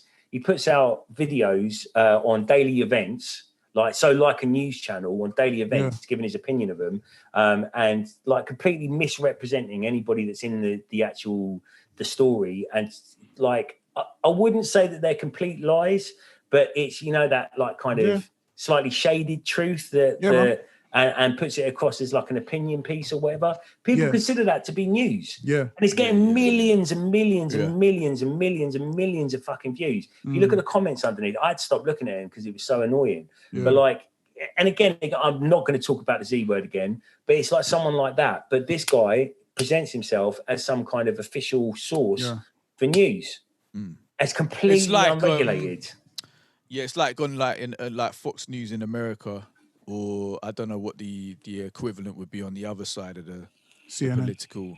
I don't know, like, but they have their opinion pieces, but then also they just, every presenter on there's got their own. They twist it all for like their own ends, isn't it? I don't know if CNN. I haven't really watched it, but Fox do it definitely, don't they? Fox to me, is evil. Like someone like Hannity and the other guy, Ted Larson. I don't know what his name is, but like just like blatant lies, like talking about the Capitol, going, the stuff they're showing you, that's not what happened. And it's like, you're literally on the news, you're being paid to lie. Yeah. Like Tucker Carlson, isn't it? Tucker Carlson, that's it. Yeah. He's a cunt, man. Sorry, go on. No. I was just going to say that these are all opinion-based stuff that's presented as truth. So then you get these people who, like on social media or whatever, be they celebrities, be they whatever, that are parroting this opinion stuff and presenting it as truth, and then like kind of play the victim because of it. It's like, oh, you can't have an opinion anymore without getting cancelled. Like, and it's like this. I mean, we already talked about what's her name from Star Wars, but like, you can't have an opinion without getting cancelled.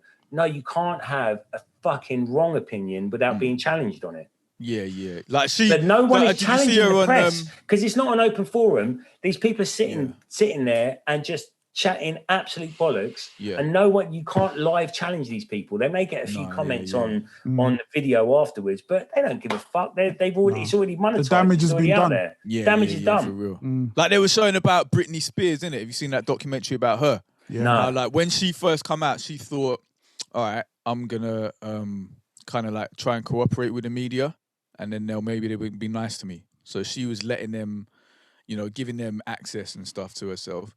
And then they ended up driving her fucking mad. And then they were reporting on her because she's mad. So it's like a vicious circle. It's like that episode of South Park, isn't it?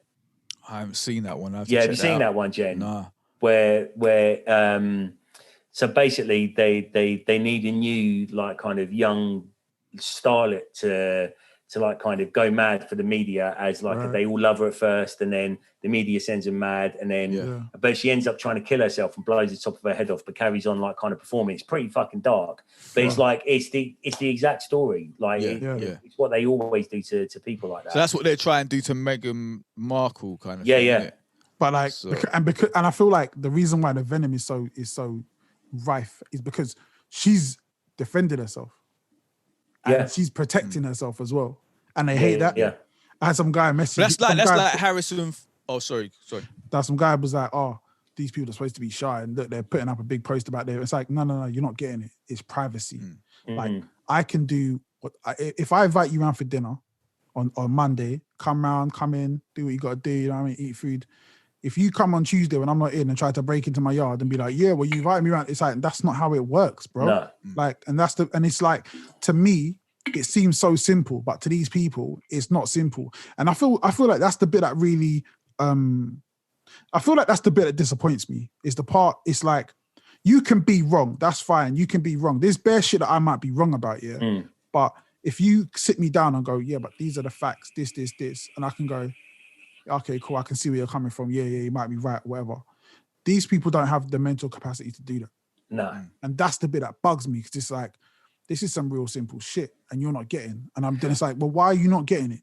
The mad thing about that. They're listening to it all the time. Like, I don't know if have you seen The Boys yet? That series, The Boys. Yeah, it's fucking great. Yeah. So that's that episode where the guy is listening to like right-wing talk shows and stuff. Yeah, and then he goes and shoots the guy in the shop because he thinks he might be a undercover superhero and a villain or whatever. Yeah. So it's like that. People just listen to that all the time. Then they get into that echo chamber. The algorithms just show them. So let's say you watch a Ben Shapiro video. The next thing that comes up, Steven Crowder, and then you're gonna watch that. Then the next thing you got Fox News. All their updates are coming in your search engine. So then your mind just gets. That's all you're getting fed. Cool. But it's so simplified as well. Like one of the reasons why Meghan Your Markle mic just changed, Terry. Oh, is it 1 2 1 2? That's better. Yeah. So one of the reason why Meghan Markle was back in the press like last week or whatever it was, is because they did an interview for CNN or something like that, didn't they? So it's the mindset is so fucking simple that people were annoyed that she wanted privacy, but then went on CNN for an interview that she chose to do. So what the fuck do you mean? Like you want privacy, but then you're going on CNN? It's not the same thing. Like it's a personal choice thing, but also she's chosen to do that interview. She hasn't chosen to be fucking hounded by people like Piers Morgan and like all these other fucking idiots in the UK press who bullied and hounded her. Like, what's the mindset? Like, what's the it's so simple, so like granular and simple. You're in the media. I thought you didn't want to be in the media. But why are you talking? Like, to me, I'm like, what life do you live where someone like that does something where you feel you have the right to even say what they should be doing? Yeah, exactly. Like, okay, for instance, we talking about Tucker Carlson, cunt, yeah? But I'm not going to say he's just a fucking cunt.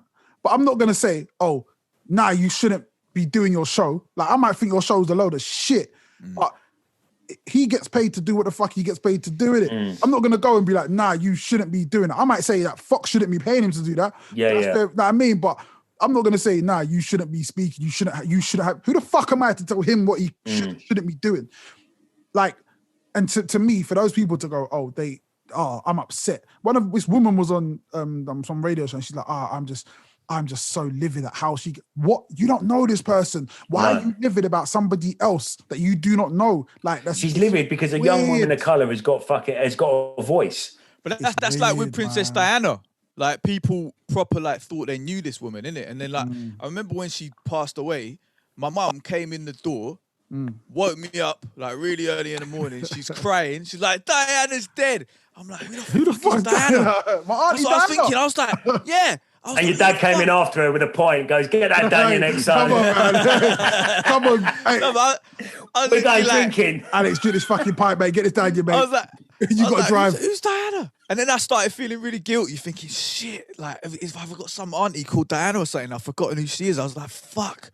And then I come downstairs and my mum's crying, watching the TV. And I'm like, Princess Diana. And she's like, yeah. I was like, I'm going back to bed. I was like, I'm going back to bed, innit? Yeah, I was like, yeah, I feel bad for the woman, but I don't know her, innit? Yeah. So I was like, I didn't understand. But then a lot of people did feel that grief, innit? Yeah. They were mad, Yeah, but you know what, man? I'm not even mad at that. Yeah, if there's someone that you like or you admire, and they die, you're gonna be sad, man. I fucking cried when Prodigy died, and when fucking Nipsey Hussle died. I ain't never met these motherfuckers in my life.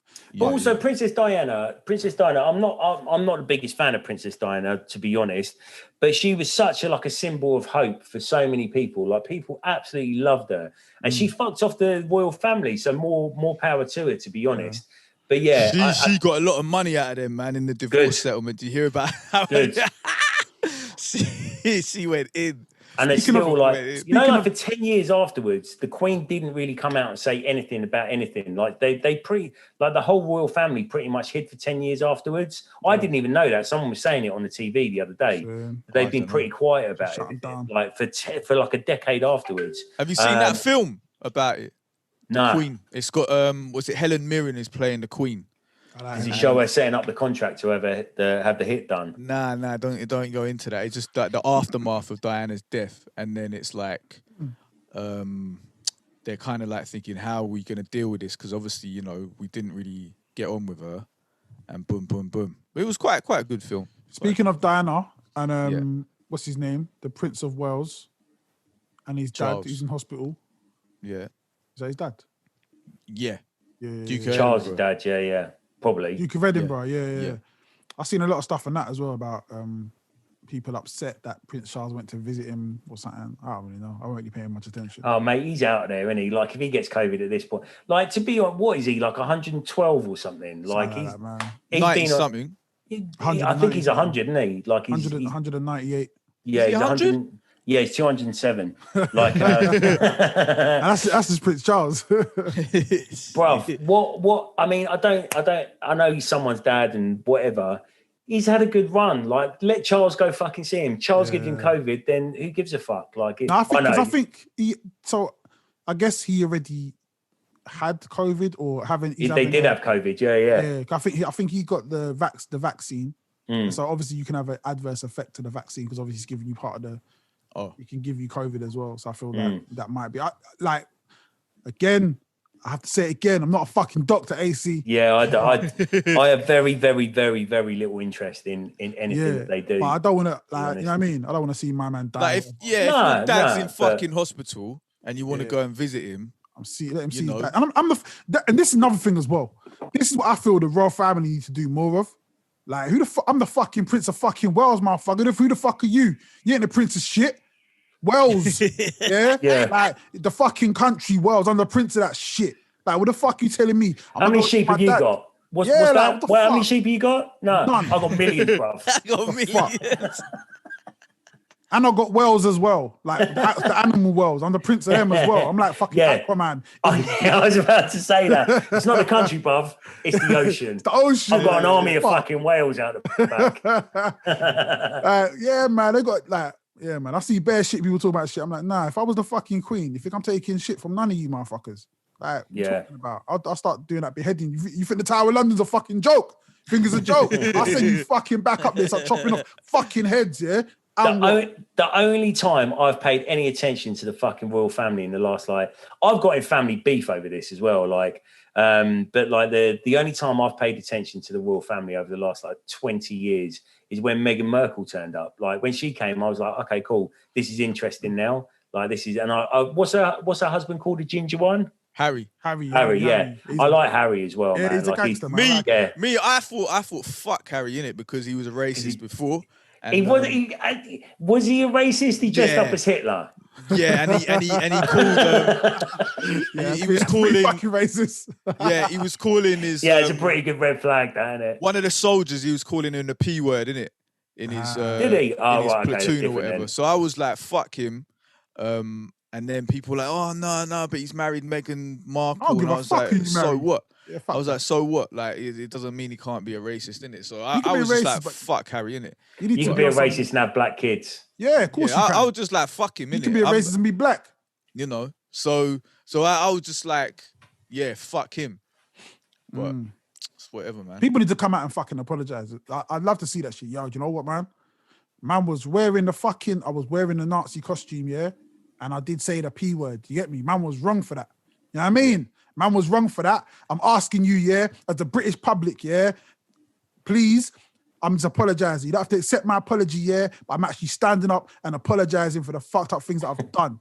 You see me? He's the rapper that wore the mask and then came out. He was Asian a little while ago. M Huncho. He needs to do an M Huncho and go on GRM Daily and apologise to everybody. I didn't even see that shit. That's my guy. I didn't even see that shit. You didn't see it? Nah, man. I didn't see that. I got see that. See, I respect that shit. Like, yeah, do you know what? Nah, man was wrong. Even though that's a bit techie there because, like, what, you were wrong before they took the mask off? Yeah, I don't think it was the most sincere apology in the entire world. Was that the recent apology or the apology before? Because he's already apologised for that before. Has he? Oh, maybe it's the old one that I saw then. Yeah, apparently in 2018 he apologised. Did he have the mask on? Did he have the mask on, though? Yeah, he's still got the mask on. Yeah, yeah. Okay, all right, cool. But it's like apologize, man. In drum and bass, yeah. In drum and bass recently, there's a DJ who started to do well, and what she did was she shared a meme, saying that she's white.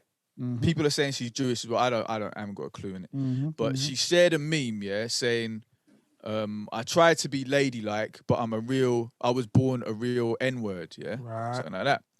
So she shared that meme, on her story. And then someone's come in there saying, do you really think you should be using that word, innit? And then she was like... Or did she share the meme? And then she was like, oh, I just shared a meme, whatever. Or so, I can't remember what it is. And then they were like, would you use that word out loud, though? And she goes, yeah, with my friends. Oh, wow. She doubled down. And then I could have helped her. I was with her for a minute, you know. I was like, help me out for a minute. Sharing a meme is one thing, but like, Then the guy goes to her, he's like, or whoever, I don't know if it was a man or whatever. So the person who's talked to her said, so you would say that with your chest around strangers or something? And she was like, yeah, it's just a word, innit? And then, so then this person has screenshotted that, put that in one of the Facebook groups, and it's gone fucking mad, isn't it? She went Chad Hanks on it, didn't she? It's like, then she was like, oh, you're trying to cancel me. You can't cancel me. Check my new mix out.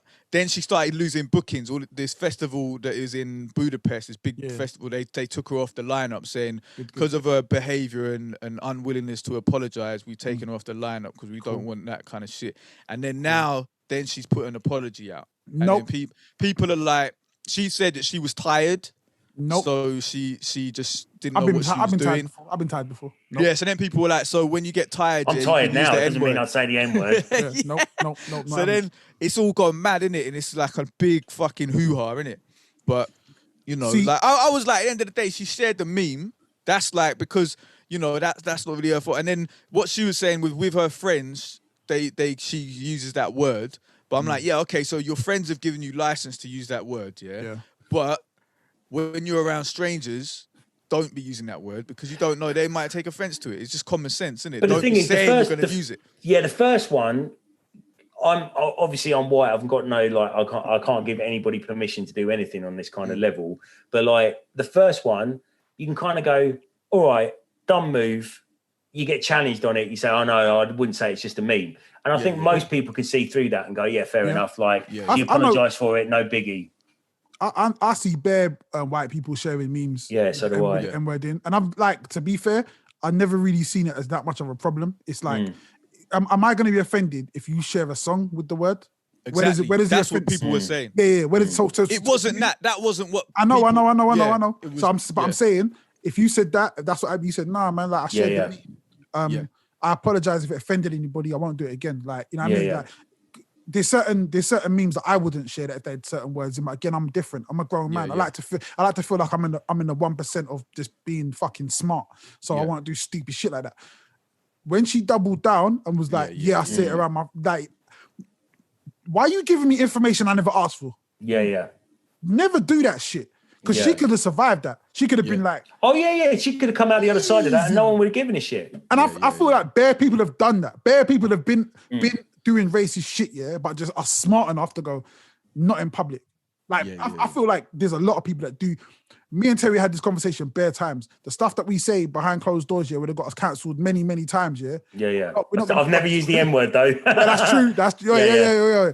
But I mean, nothing illegal and nothing crazy like that. But at the same time, we know there's things that can offend people. We're not going to say it in public because we're not fucking stupid. No. Yeah.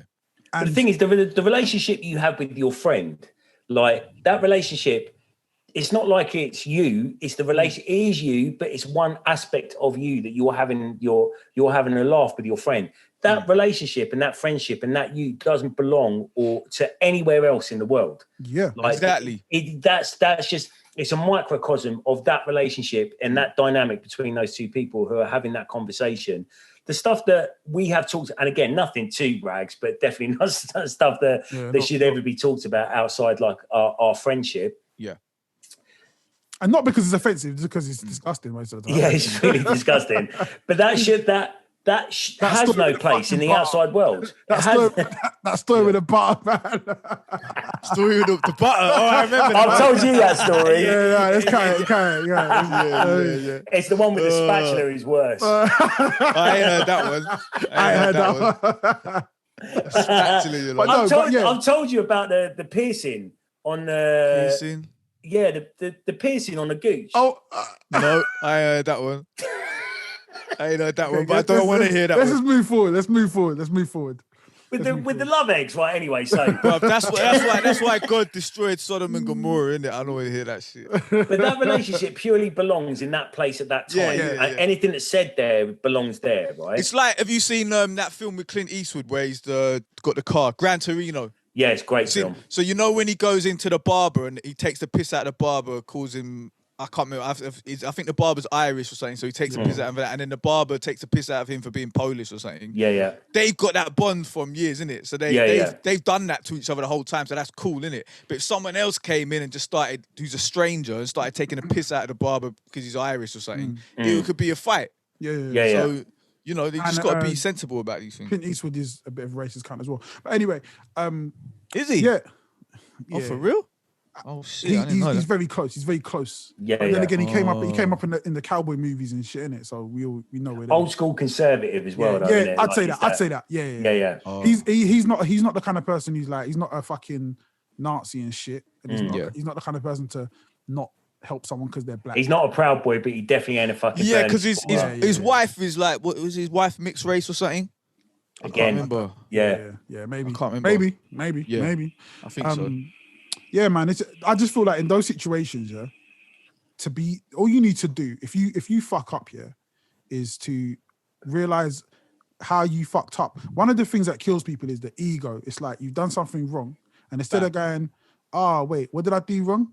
Oh shit, okay, cool. All right, my bad. I did explain why I did it, what I did wrong, and then I can fix that problem. And then apologize. Like, all right, shit, I ain't gonna do that shit again, man. That's all you need to do. But for some reason, people I don't know, man. They just don't want to humble themselves. Sometimes though, you get accused of having an ego if you're coming with like common sense. Like even I don't know if the police have ever tried this with you, but when the police are stopping you and they're gonna do something, and then you give them some kind of like common sense. Oh, they go, oh, you got a bit of an ego, haven't you? You're quite arrogant. It's like sometimes I've had people try and mob on me. Yeah. For point, like I said that Azealia Banks, she did some kind of like interview where she said she hates all white people and she was going into white people or something. I said she's not helping race relations by what she's doing. Yeah.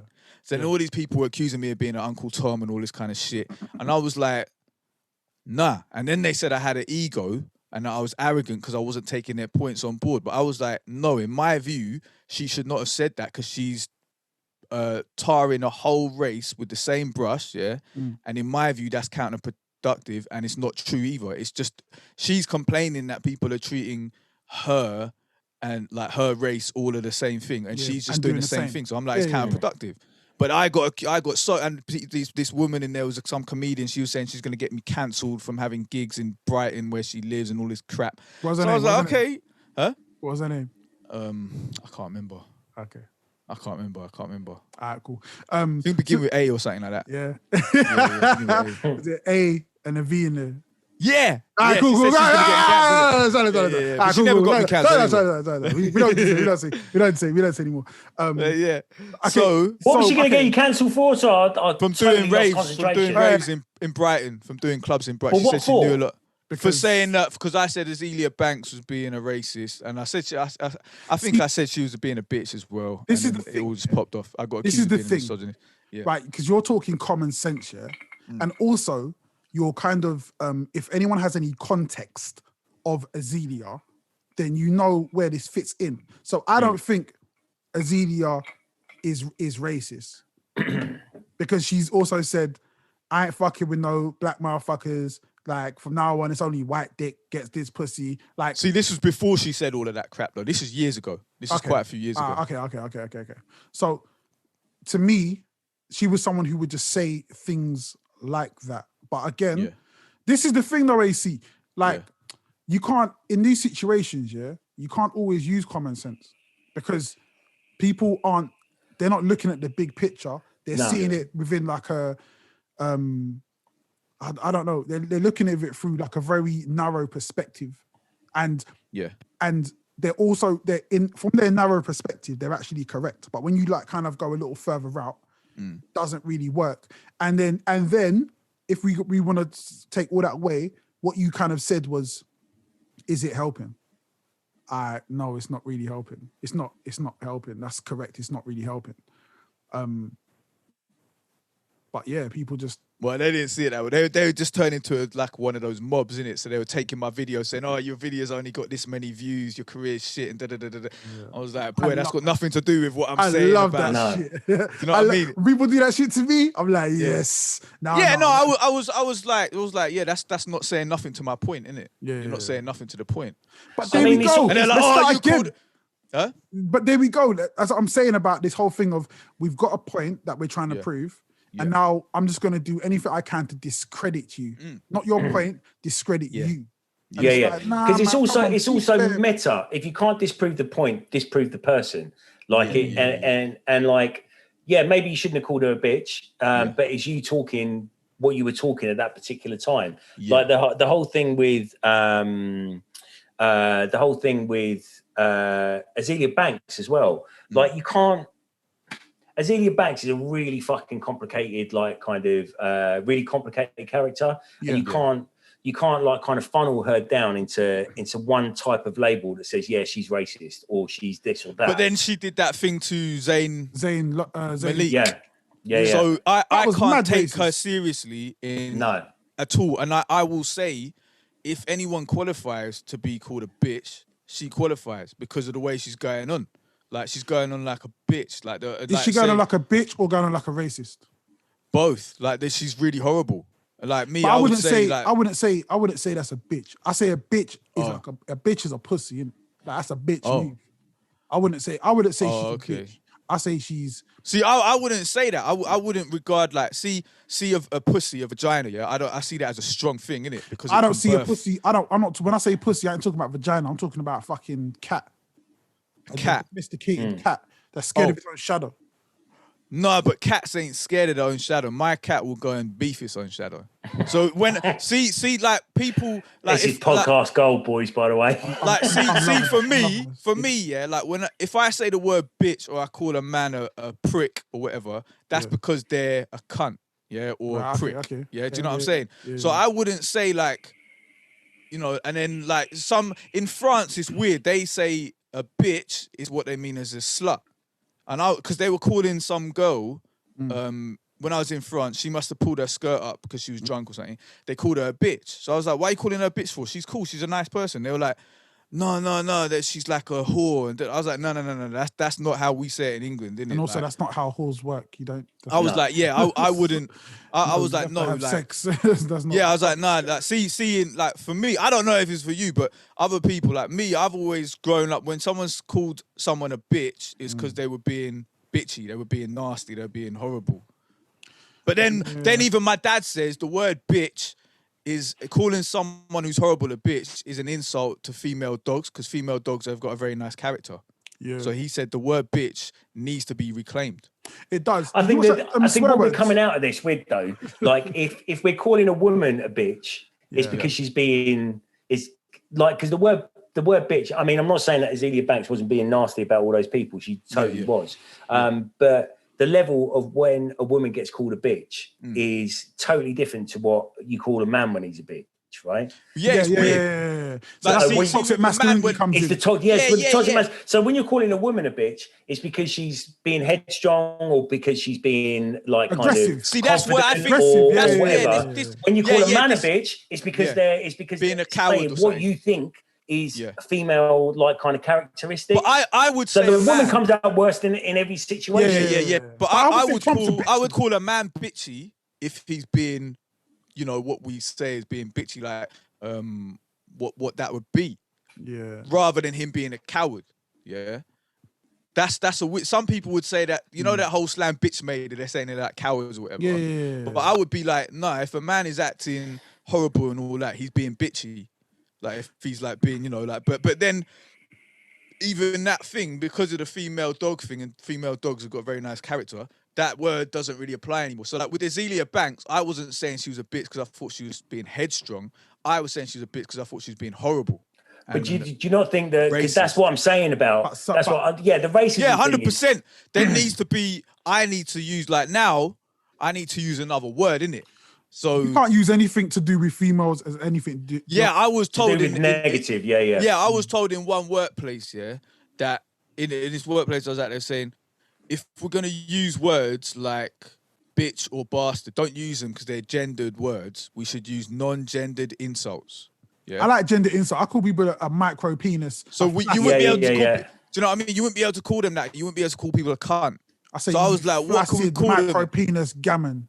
I think there's more like kind of problems around the word cunt than it just being like a gender thing. Yeah, they were saying you should call them an asshole because that's non-gendered. Yeah. But I was like, I don't really like that word. Cunt, it just sounds better. Prick sounds better. Do you know what I mean? Bitch sounds better. It just they roll off the tongue a bit better. Yeah. The only time I want to see asshole is in porn, really, like in sex. I don't really want to be thinking about. So yeah, this is, you know, we need to invent some new words then, I think. All right, you fucking Trump. This is your homework between now and next week. You got to come up with a list of 10 words. Non-gender specific swear words. Yeah. So, you know. I'll be setting people homework all days and it's your turn now. Yeah. For real. Crazy, man. But yeah, no, you know, like I don't think Azealia Banks really, like, I don't know, man. I don't know, the Azealia Banks thing, like not to get like kind of too on it about her, but if you like kind of look at her story and what's kind of happened to her and whatever, I mean, see, I don't know about that. Most of her behaviours are like kind of purely reactionary to other stuff that's kind of happened to her, and they do manifest in quite shitty ways sometimes. She's not a well person. she's she's not the most stable person in certain situations, but that instability is the result of other things that have happened to her within her career. See, this is what I'm saying. I didn't really know anything about. But that's another thing, though. It's like this is what I'm talking about. Sorry, can I just put a caveat to that and say as well, like, just because you might or might not have mental health problems, that doesn't like kind of excuse or necessarily cause bad behaviors. Yeah. That and which goes into my next point is just the nuances within humans. This is why choosing one side or choosing one team, that can never work, man. Yeah. Like the parties, the political parties should never be the focus. The focus should always be the goal. Like, what are the things that we want as a society? Where are we trying to get to as a society? That's gonna help us as a society. Those are the things we should be really focused on, not fucking the two-party system, because it's just it breeds bullshit, man. I think but that's why when they say, like, you know, like the MPs and that, a lot of them who are Labour, they're like, they got some of their best mates who are in the Conservative Party that they'll chill with, and then, or, you know, like, because in their own parties they're all backbiting each other to try and get to the top spots, innit? So they all hate each other. But then they're when they go to the bar or to sniff the cocaine in the toilets in the Houses of Parliament and shit, they're doing it with opposite sides. Yeah. So you know what I mean? That does bring a certain element of hope that the parties can work together if they're sharing the same £50 note to snort on the same toilet seat. Bring the power back to the street where the people is, man. All power to the people. All power to the people. I still haven't seen Black Messiah and Judas. No, Judas and the Black Messiah. I still ain't seen it yet. What's that? You know, like, see with the Gina Carano thing. Have you watched that on the UK? What's that?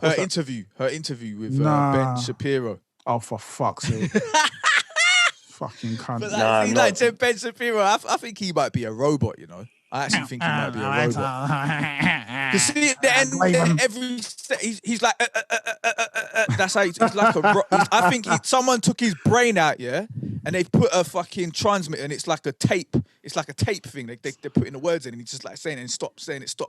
You can just tell he's never had head in his life. You can just tell that. Yeah. The wet ass pussy. Let me read that. Let me get into black women's business. He's never been to an after party where he's been offered drugs. He's never like kind of he's never engaged. I don't know, Terry. I think he's on drugs, mate. No. He's on maybe medical drugs. But like he's never indulged in oral sex either way. Nah, never. One way or the other. His wife has never come. No, I don't know, man. I don't know. His wife I know for a fact. I put on everything. His wife, he can't beat it up. What's he gonna? I'm telling you, bruv, he's getting up to some mad shit. He might be getting up to mad shit. He's a Terminator. He's a robot, bruv. He can bang his wife into next week. I don't think he can. She just turns the fucking dial at the back of his head, bang mode, innit? And he's can't get it up, man. He has to fucking come in his hand. He doesn't need to get it up, bruv. He's got a metal dick. Yeah, I'm telling you, you don't need to get it up. That's why other animals have bones in their dicks, innit? You gave me a title for this podcast, this episode. Ben Shapiro has a metal dick. But no, we're not doing that. He's not getting like humans don't have a bone in their dick, innit? So they can't just like other animals do. So humans have to get turned on to pump the blood into the dick. But Ben Shapiro, I think he's a cyborg, or do you know what I'm saying? But with Gina Carano, yeah, what do you say? Like, she even said on the show, that she was not interested in politics before. She doesn't know anything about politics. She said it didn't turn her on. Yeah. So then when she's tried to get a bit political, that's why she's coming out with all these stupid things. Like, that's all of them, though. Say that again? That's all of them. Like, because it's always... It's always surface stuff, and it's always a misunderstanding of the real basic things. Yeah. Like with her thing, I don't think she should have been cancelled. I don't think she should have been fired, because all she needs is someone to explain to her. Like all she needs is someone to say, look, the tweet you've put, that compares being a conservative to a Jew in Nazi Germany in the 1930s, leading up to the Holocaust. That is not a valid comparison, because you're comparing people criticizing them for their political beliefs to people getting persecuted and murdered for their ethnicity. You should have just compared it to McCarthyism in the 1950s that was done against leftists, which you probably wouldn't want to do, because that's people persecuting those on the opposite side of what she believes in, yeah? But if she'd have been smart, that's what she'd have done. If she'd have known something, she'd have said, look, we're doing another McCarthyism or something like that. But she didn't. So that's all I think she just needs to be explained to, and then you can carry on letting her do the job. I don't see why you can fire her, because I don't think you should be fired over that. I don't know. I guess there was other stuff as well. And obviously, I mean, I think obviously Disney are a really they take that stuff real seriously, obviously because of their history. So they don't want to be seen as anything like that, which is because wasn't Walt Disney meant to be anti-Semitic or something? Yeah, he was. He was harshly, yeah. So they don't want to be seen with any of that, which again I understand. So I get why she got fired. If you look at it as a isolated incident, it doesn't. You'd be like, you can't fire me for that, man. I just said one thing that wasn't that you might not agree with, but you know what I mean. You could argue it and say, nah, that's not right. I guess what I'm saying is, you do want the space to be wrong. You want to be able to be wrong without it costing you your job. But again, you got to worry who you're working for, man. You might, if you're working with me and you say the P word or the N word, like even in an isolated incident when you shouldn't be saying it, then boy, that's it, man. You're off the job. Like, there's no if, ands, or buts. Like, and the thing is, she was talked to a couple of times by the actual Mandalorian. I can't remember his name. She was talked to a couple of times by him. That was about the trans stuff. Like they were saying as well that Pedro Pascal in 2018 or something shared a meme that had like kids in the cages, saying so he was like the Mexican people that are being put in cages by Trump, taken away from their parents, and comparing that to Holocaust things. And I was like, yeah, but that's more kind of like people saying, oh, he should be fired as well. And I was like, no, but that's more valid than what she was saying, because you're actually in cages. Yeah.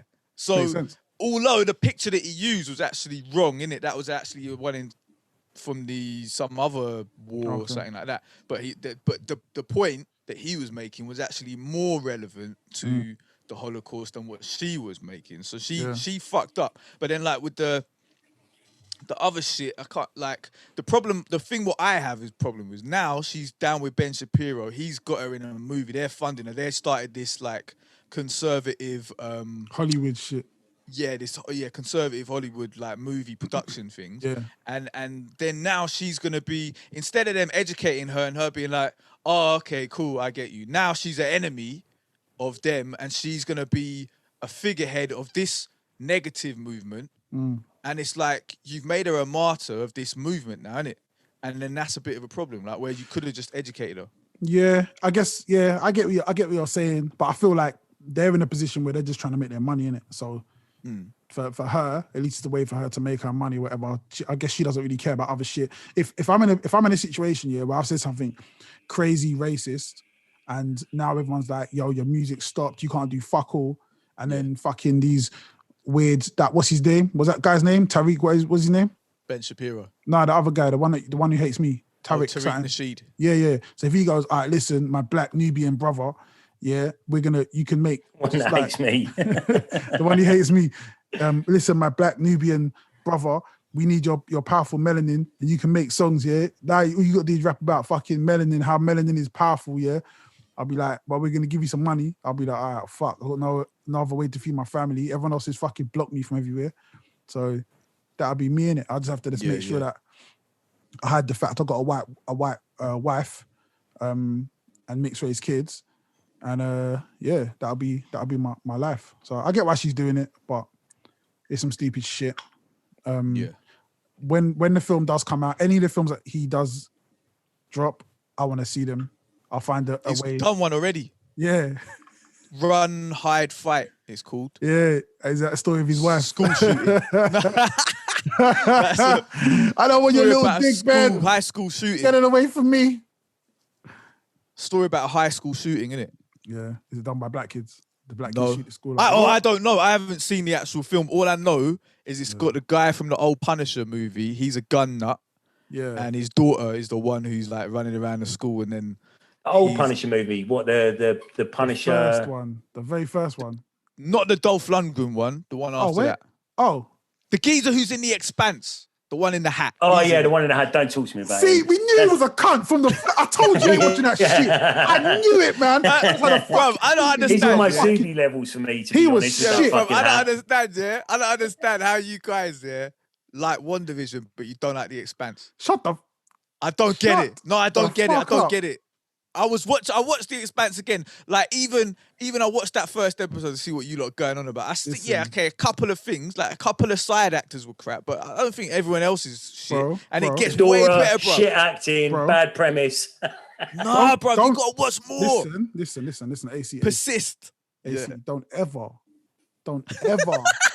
compare fucking WandaVision, yeah?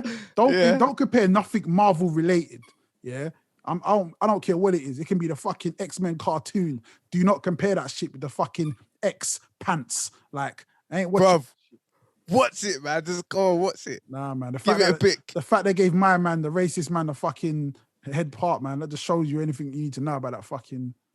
What, is he being exposed as being racist? No, the guy you said he's working with Ben Shapiro. Like... Oh, yeah, but that's in now, isn't it? That's in this film. This was before that, wasn't it? Listen, I don't know what the fuck he's doing in that film. Maybe they paid him a fuckload of money or something. Or maybe he didn't know. Maybe he was like, okay, yeah, cool, I'll do it. Well, I want Ben Shapiro to put as much of his money into that film business as he can. And I hope I'd love that. I hope it all goes under. I hope he ends up fucking broke. And I hope his wife then comes out and she's like, you know what? I have never had a wet ass pussy from that fucking micro penis. It never happened. My pussy has been dry as sandpaper all these fucking years. Yeah, she's on that dap vibe. Dry ass pussy. dry ass pussy. She might have been drinking Alomo bitters then, isn't it? And it's made her pussy. That might be it, mate. Yeah, I'm not a doctor though, so I don't know. He'd be like, "Where'd you get that from?" I got it from Nigeria. Nope, not in my house. Not in my house. Dad, get out of my house. I don't want that. That's not good. I didn't come, Ben. Well, facts don't care about your feelings. So, I only fuck with facts. I don't fuck with feelings. You fucking prick.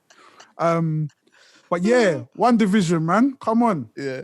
Come on, man. Agatha come out. She's like, yo, I've been running this whole thing the whole time. So is she a character in Marvel? I never heard of this woman. She's a witch. She's a powerful witch. Okay. See, I didn't heard about her before. This is why you need to watch fucking Definition. Heavy spoilers, What's man. that? He breaks it down for you. Every episode he'll break down. Oh, okay. Who, yeah. you know what I mean? But yeah, it was sick, man. Someone said this is the best thing Marvel has ever done. And I wouldn't go that far because I feel like I wouldn't quite go that far, but yeah, you need the other shit, but it's fucking good, man. Yeah. So basically, these Marvel characters now. Have you seen the Loki? Have you seen the Loki trailer? I've watched all the trailers over there. Yeah, it looks sick. It looks fucking sick as well. So these they're not minor characters, but they're not like the lead characters. Are getting these unbelievable. Still yet to be seen what Winter Soldier and Falcon and the Falcon looks like. Yeah, have they released a trailer for that? Yeah. It's gonna be wicked. It's gonna be really, really good. I mean, it's yet to be seen what they're both like. But if they're on the same kind of standard of quality as WandaVision, then these kind of somewhat side characters are gonna have better platforms than the actual films. Like the storytelling that they're getting during these series. WandaVision, like Wanda in this latest episode, is levels above. The way that she almost kind of disregards her kids, like the when Photon comes into it, just it's so fucking amazing. Who the fuck's Photon? Who's Photon? What's her name? Monica Rambeau. Oh, is that what she's called? Yeah, she's got her powers in it. This episode. Yeah, she got her powers in it. So her powers happen from that hex thing. Yeah, so she's gone into the hex for the third time, and she's got her powers. Oh, mad thing. And what? But wait, Jen, you watch Star Trek Next Generation? Some of it, yeah. So how are you watching that and saying about bad acting? You ain't gonna watch The Expanse? Yeah, but Star Trek's a legacy program, innit? So it's Bro, like you can the Expanse is legacy now. No, as it's well, not. It is. Why you keep bringing leave the Expanse where it belongs in the pants drawer. I'm I wanna telling hear you, bro. about no It's more. an X, mate. Have you got to the second have you watched second episode?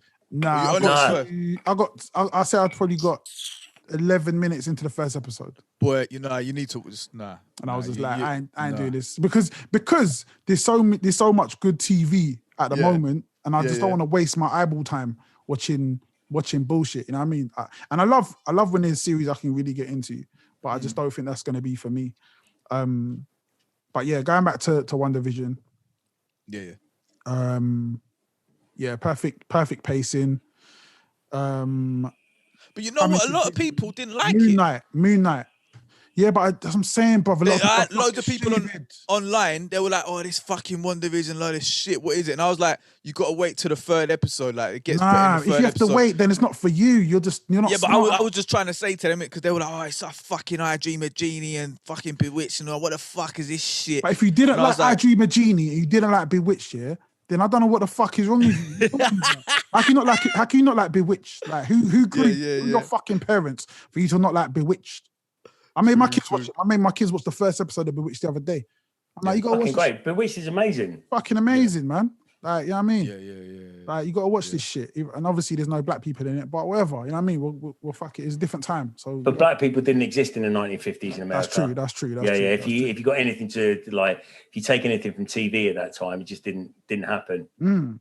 I was thinking that the other day, this is kind of off subject, but on subject of television and media, how much the idea of what black people are is based on the media perception, stereotypes, and how much there was a concerted effort to make a certain people look a certain way. Like, one of the things that Dead Prez say on the album, what they say somebody paying for the way we have to suffer and slave. And it's like so much TV media money was pushed in to push a narrative. And it's like, there's certain films I watch. A lot of the fucking old Clint Eastwood films, you're watching and you're just like, what? Like, this is, you made something to be a certain way, which it really wasn't. So many films like that, man. You're just like, I was watching, I can't remember, I wish I could remember what film. Remember that film Posse that Mario Van Peebles did? Yeah. And at the beginning, it's got the geezer and he's like, 1 in 3 cowboys was black in the Old West because of how the migrations went and stuff like that. And they come on, man. These people had slaves. They weren't working in the fucking fields with cattle. Cowboy was a hard job. Like, you know what I mean? Yeah.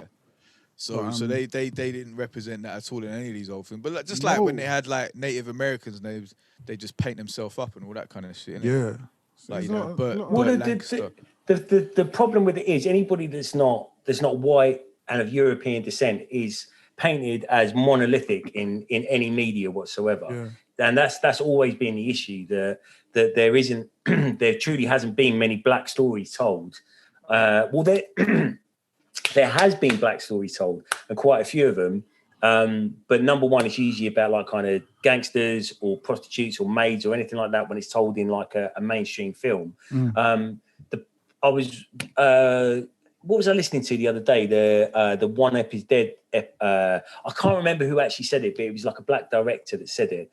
They said, yes, there are quite a few black films that are told that tell a whole spectrum of black stories, but they never make it big because the rest of the world is fucking racist and don't want a film with a purely black cast in their cinemas. So it just doesn't get the kind of funding. That's why Okay.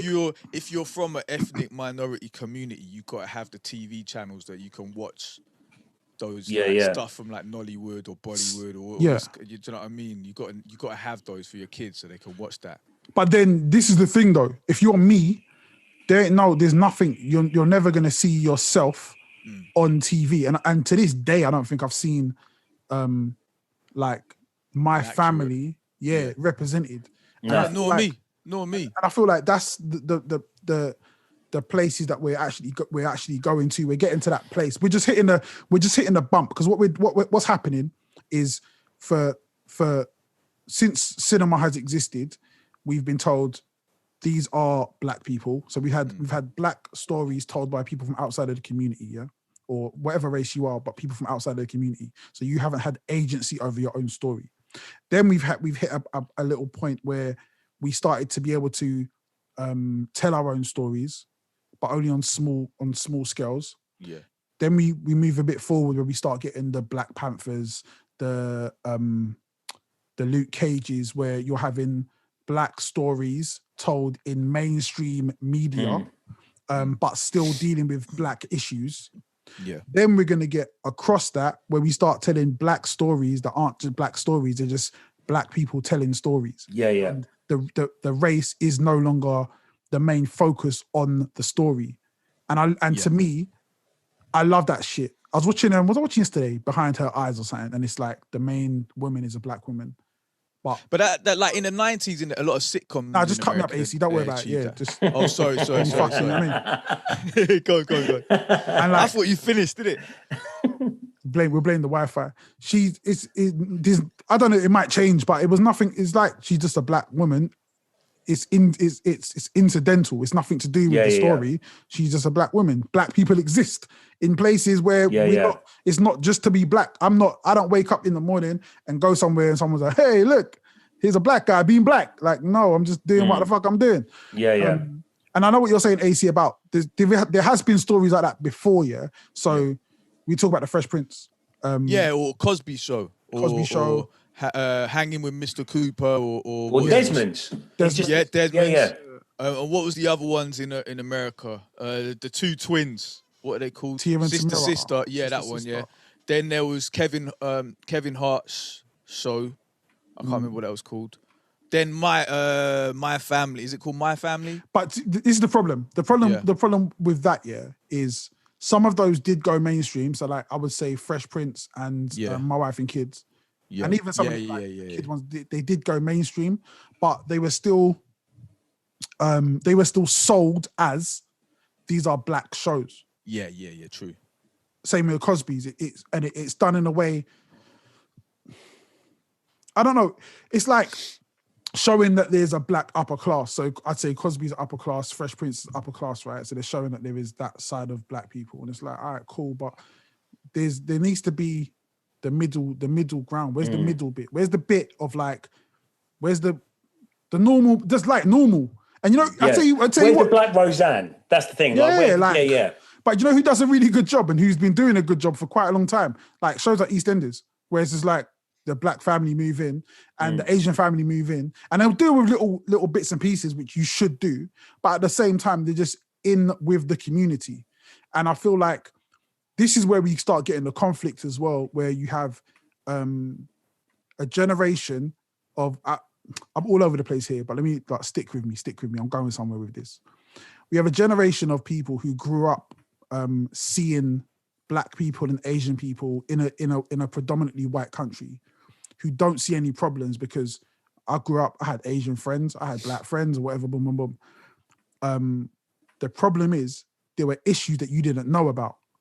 So one of the things I say is there's two types of multiculturalism. There's the people who will tell you, I went to school with Blacks and Asians. Then there's another type who'll be like, no, I had Blacks and Asians in my house where they came to see me. I went to their house. We actually really integrated. My parents knew their parents. We have a whole different experience. Like our experience was we truly integrated. A lot of people never really had that. No. So they can tell you the same girl who's telling you, I got Black mates, yeah? Cool, you got Black mates, but do your parents have Black mates? Like, have you had Black people in your house, in your family, like coming around for dinner, being at birthday parties and weddings? Because I feel like if you did, you would not be saying the N-word. Like you just wouldn't be saying that because it would happen once and then it wouldn't happen again. And again, you act differently when you're outside of the culture. I can be Black here, and I can be us three right now. We're just chilling. We're three people just chilling. We are not in any of our cultures. No. But if you come to my yard, then you're going to feel in the culture. Stuff's going to change. There's going to be a lot of Bibles around. People are going to be talking about different things. You're going to be integrated in that culture, not in our culture. Our culture was youth culture. Things were very different. And 100%. So that's, to me, that's the difference. It's like when you're talking about people that really know about other people's cultures and how they react. That's the whole thing, right? So AC, do you know, remember like the London electricity, like kind of what they call hospital records thing that happened a little while ago, where I was in where, a panel recently, yeah. innit? That diversity in dance Of course, music. yeah. So that all came out, and there was so many people saying like, kind of, oh, but how can drum and bass be racist? There's loads of black people involved with it. Yeah. Blah blah blah blah blah. Like we're all friends. We all get together. We're at the rave, and we all like kind of got arms around each other. Asians, black people, white people, everybody, women, men, gay people, whatever. Yeah, cool. You're in that bubble. You're in that bubble of that culture at that particular moment in time. Once you're removed from that bubble and you go to your house, you go to your family, it's a completely different thing. You don't see the racism in that bubble because there probably isn't like a kind of an overt version of racism or bigotry or whatever, like oppression within that bubble. But once those people go outside that bubble, their life is completely different. And as Jen was saying, going to someone's house or living someone's life or being actually integrated into someone's life. So you have to understand like somewhat of the inner workings of that life. Yeah. Where you see they're two it, different things. yeah, where you see it is on Facebook afterwards. Like in the rave, everyone's like, yeah, all cool and that. And then they add you or whatever, and then you look, you're on Facebook scrolling, and then you'll see them saying some EDL shit or some. Yeah. You're like, oh, you're like, what the fuck? Because again, they don't understand it. So remember we had this South Foxy conversation. Yeah. And it's not understanding how damaging certain beliefs are. So they might have a view of. We said this the other day. I was talking to Corinne, and we're like, you know, when the people say, "Oh, nah, you're black, but you're not like them." You know what I mean? You're one of the good ones. Yeah. That's the way they see things, like, and they don't see your problems. And it's like Terry was saying about this whole thing about going to friends' houses or whatever. It's the idea. Let's say like you had your friend's mum was in a wheelchair or something, and you know she was in a wheelchair, but you don't really know what goes on inside the house. So you might be like, no, I'm for people, disabled people, but like you don't really know like the ins and outs of what goes on and how it affects their day-to-day life. And a part of that is just education. And a part of that is also, it comes down to culture. British culture is pub, football, fucking raving, whatever. Yeah, we fucking love you, but when we go home, we just go home. We don't really care about what your life actually is.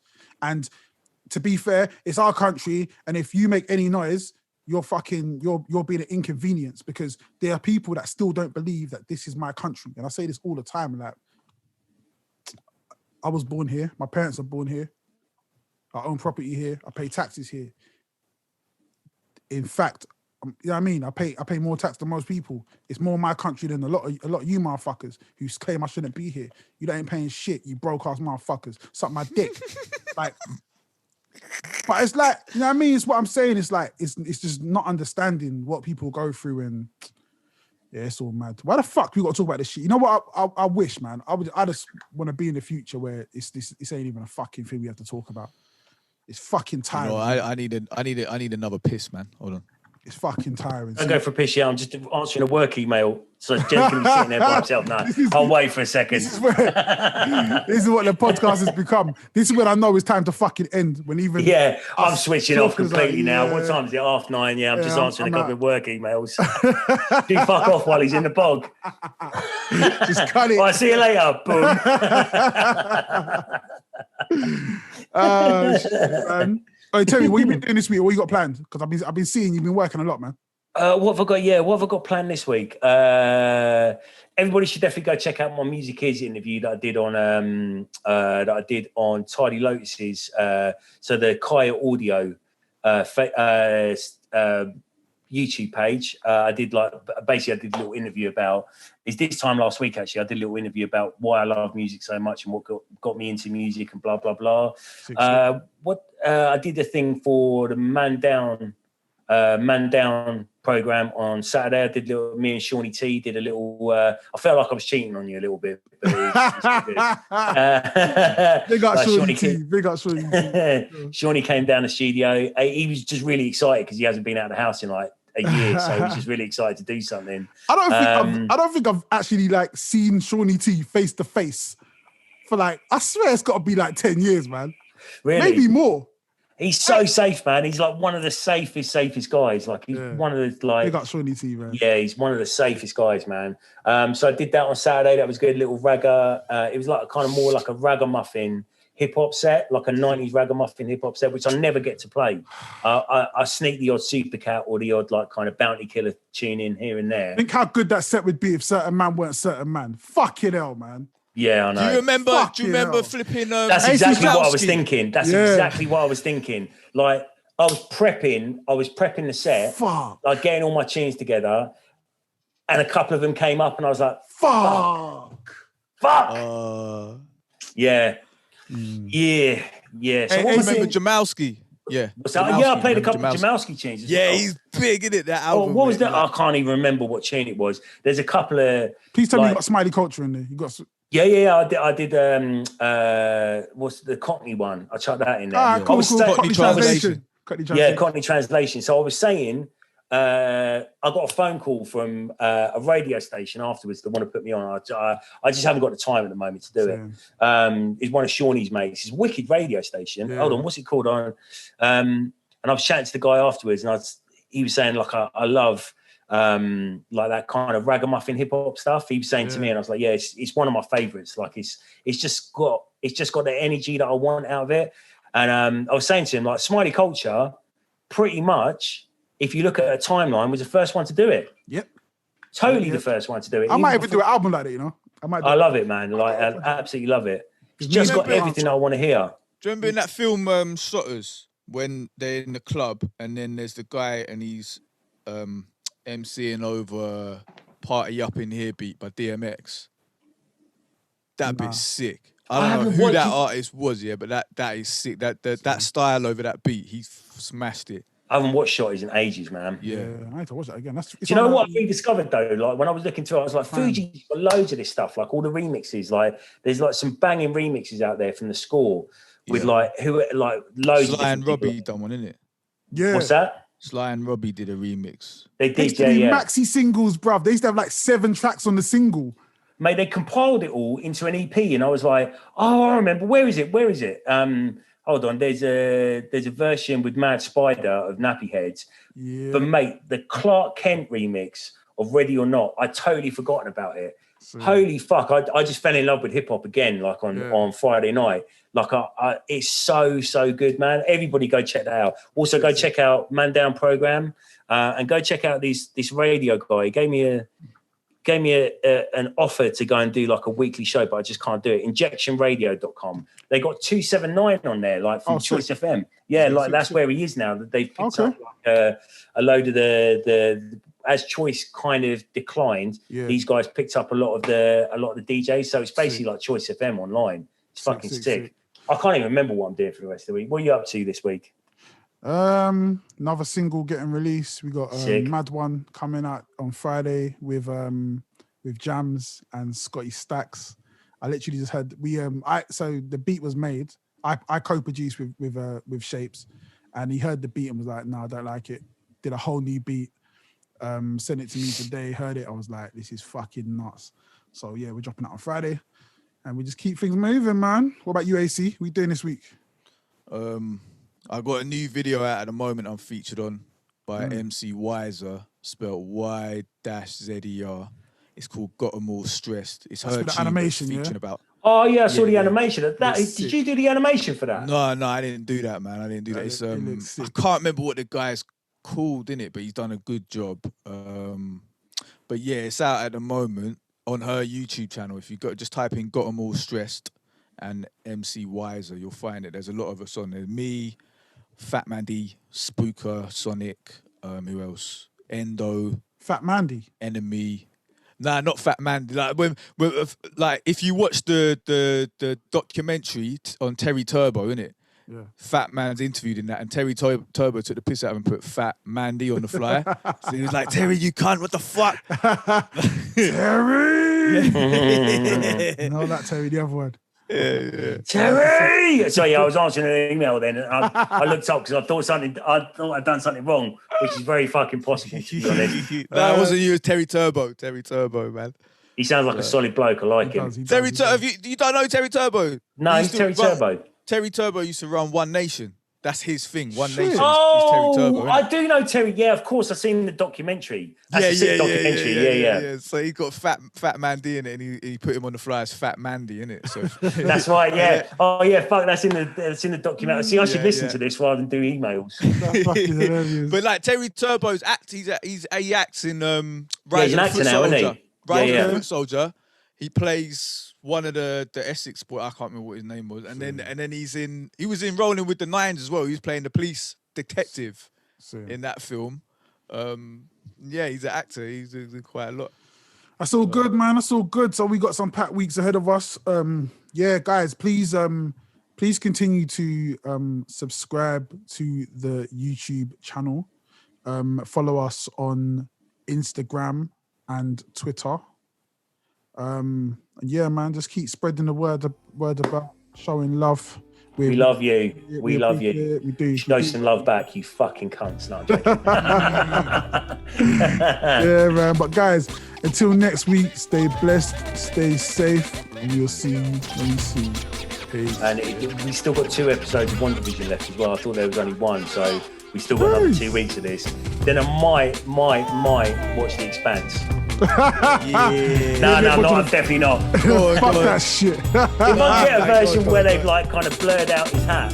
I don't think he went. The hat. He loses the hat after a while. Don't worry. Alright, cool. I'm losing my will to live. Alright, guys, peace. Love. You're good. 1.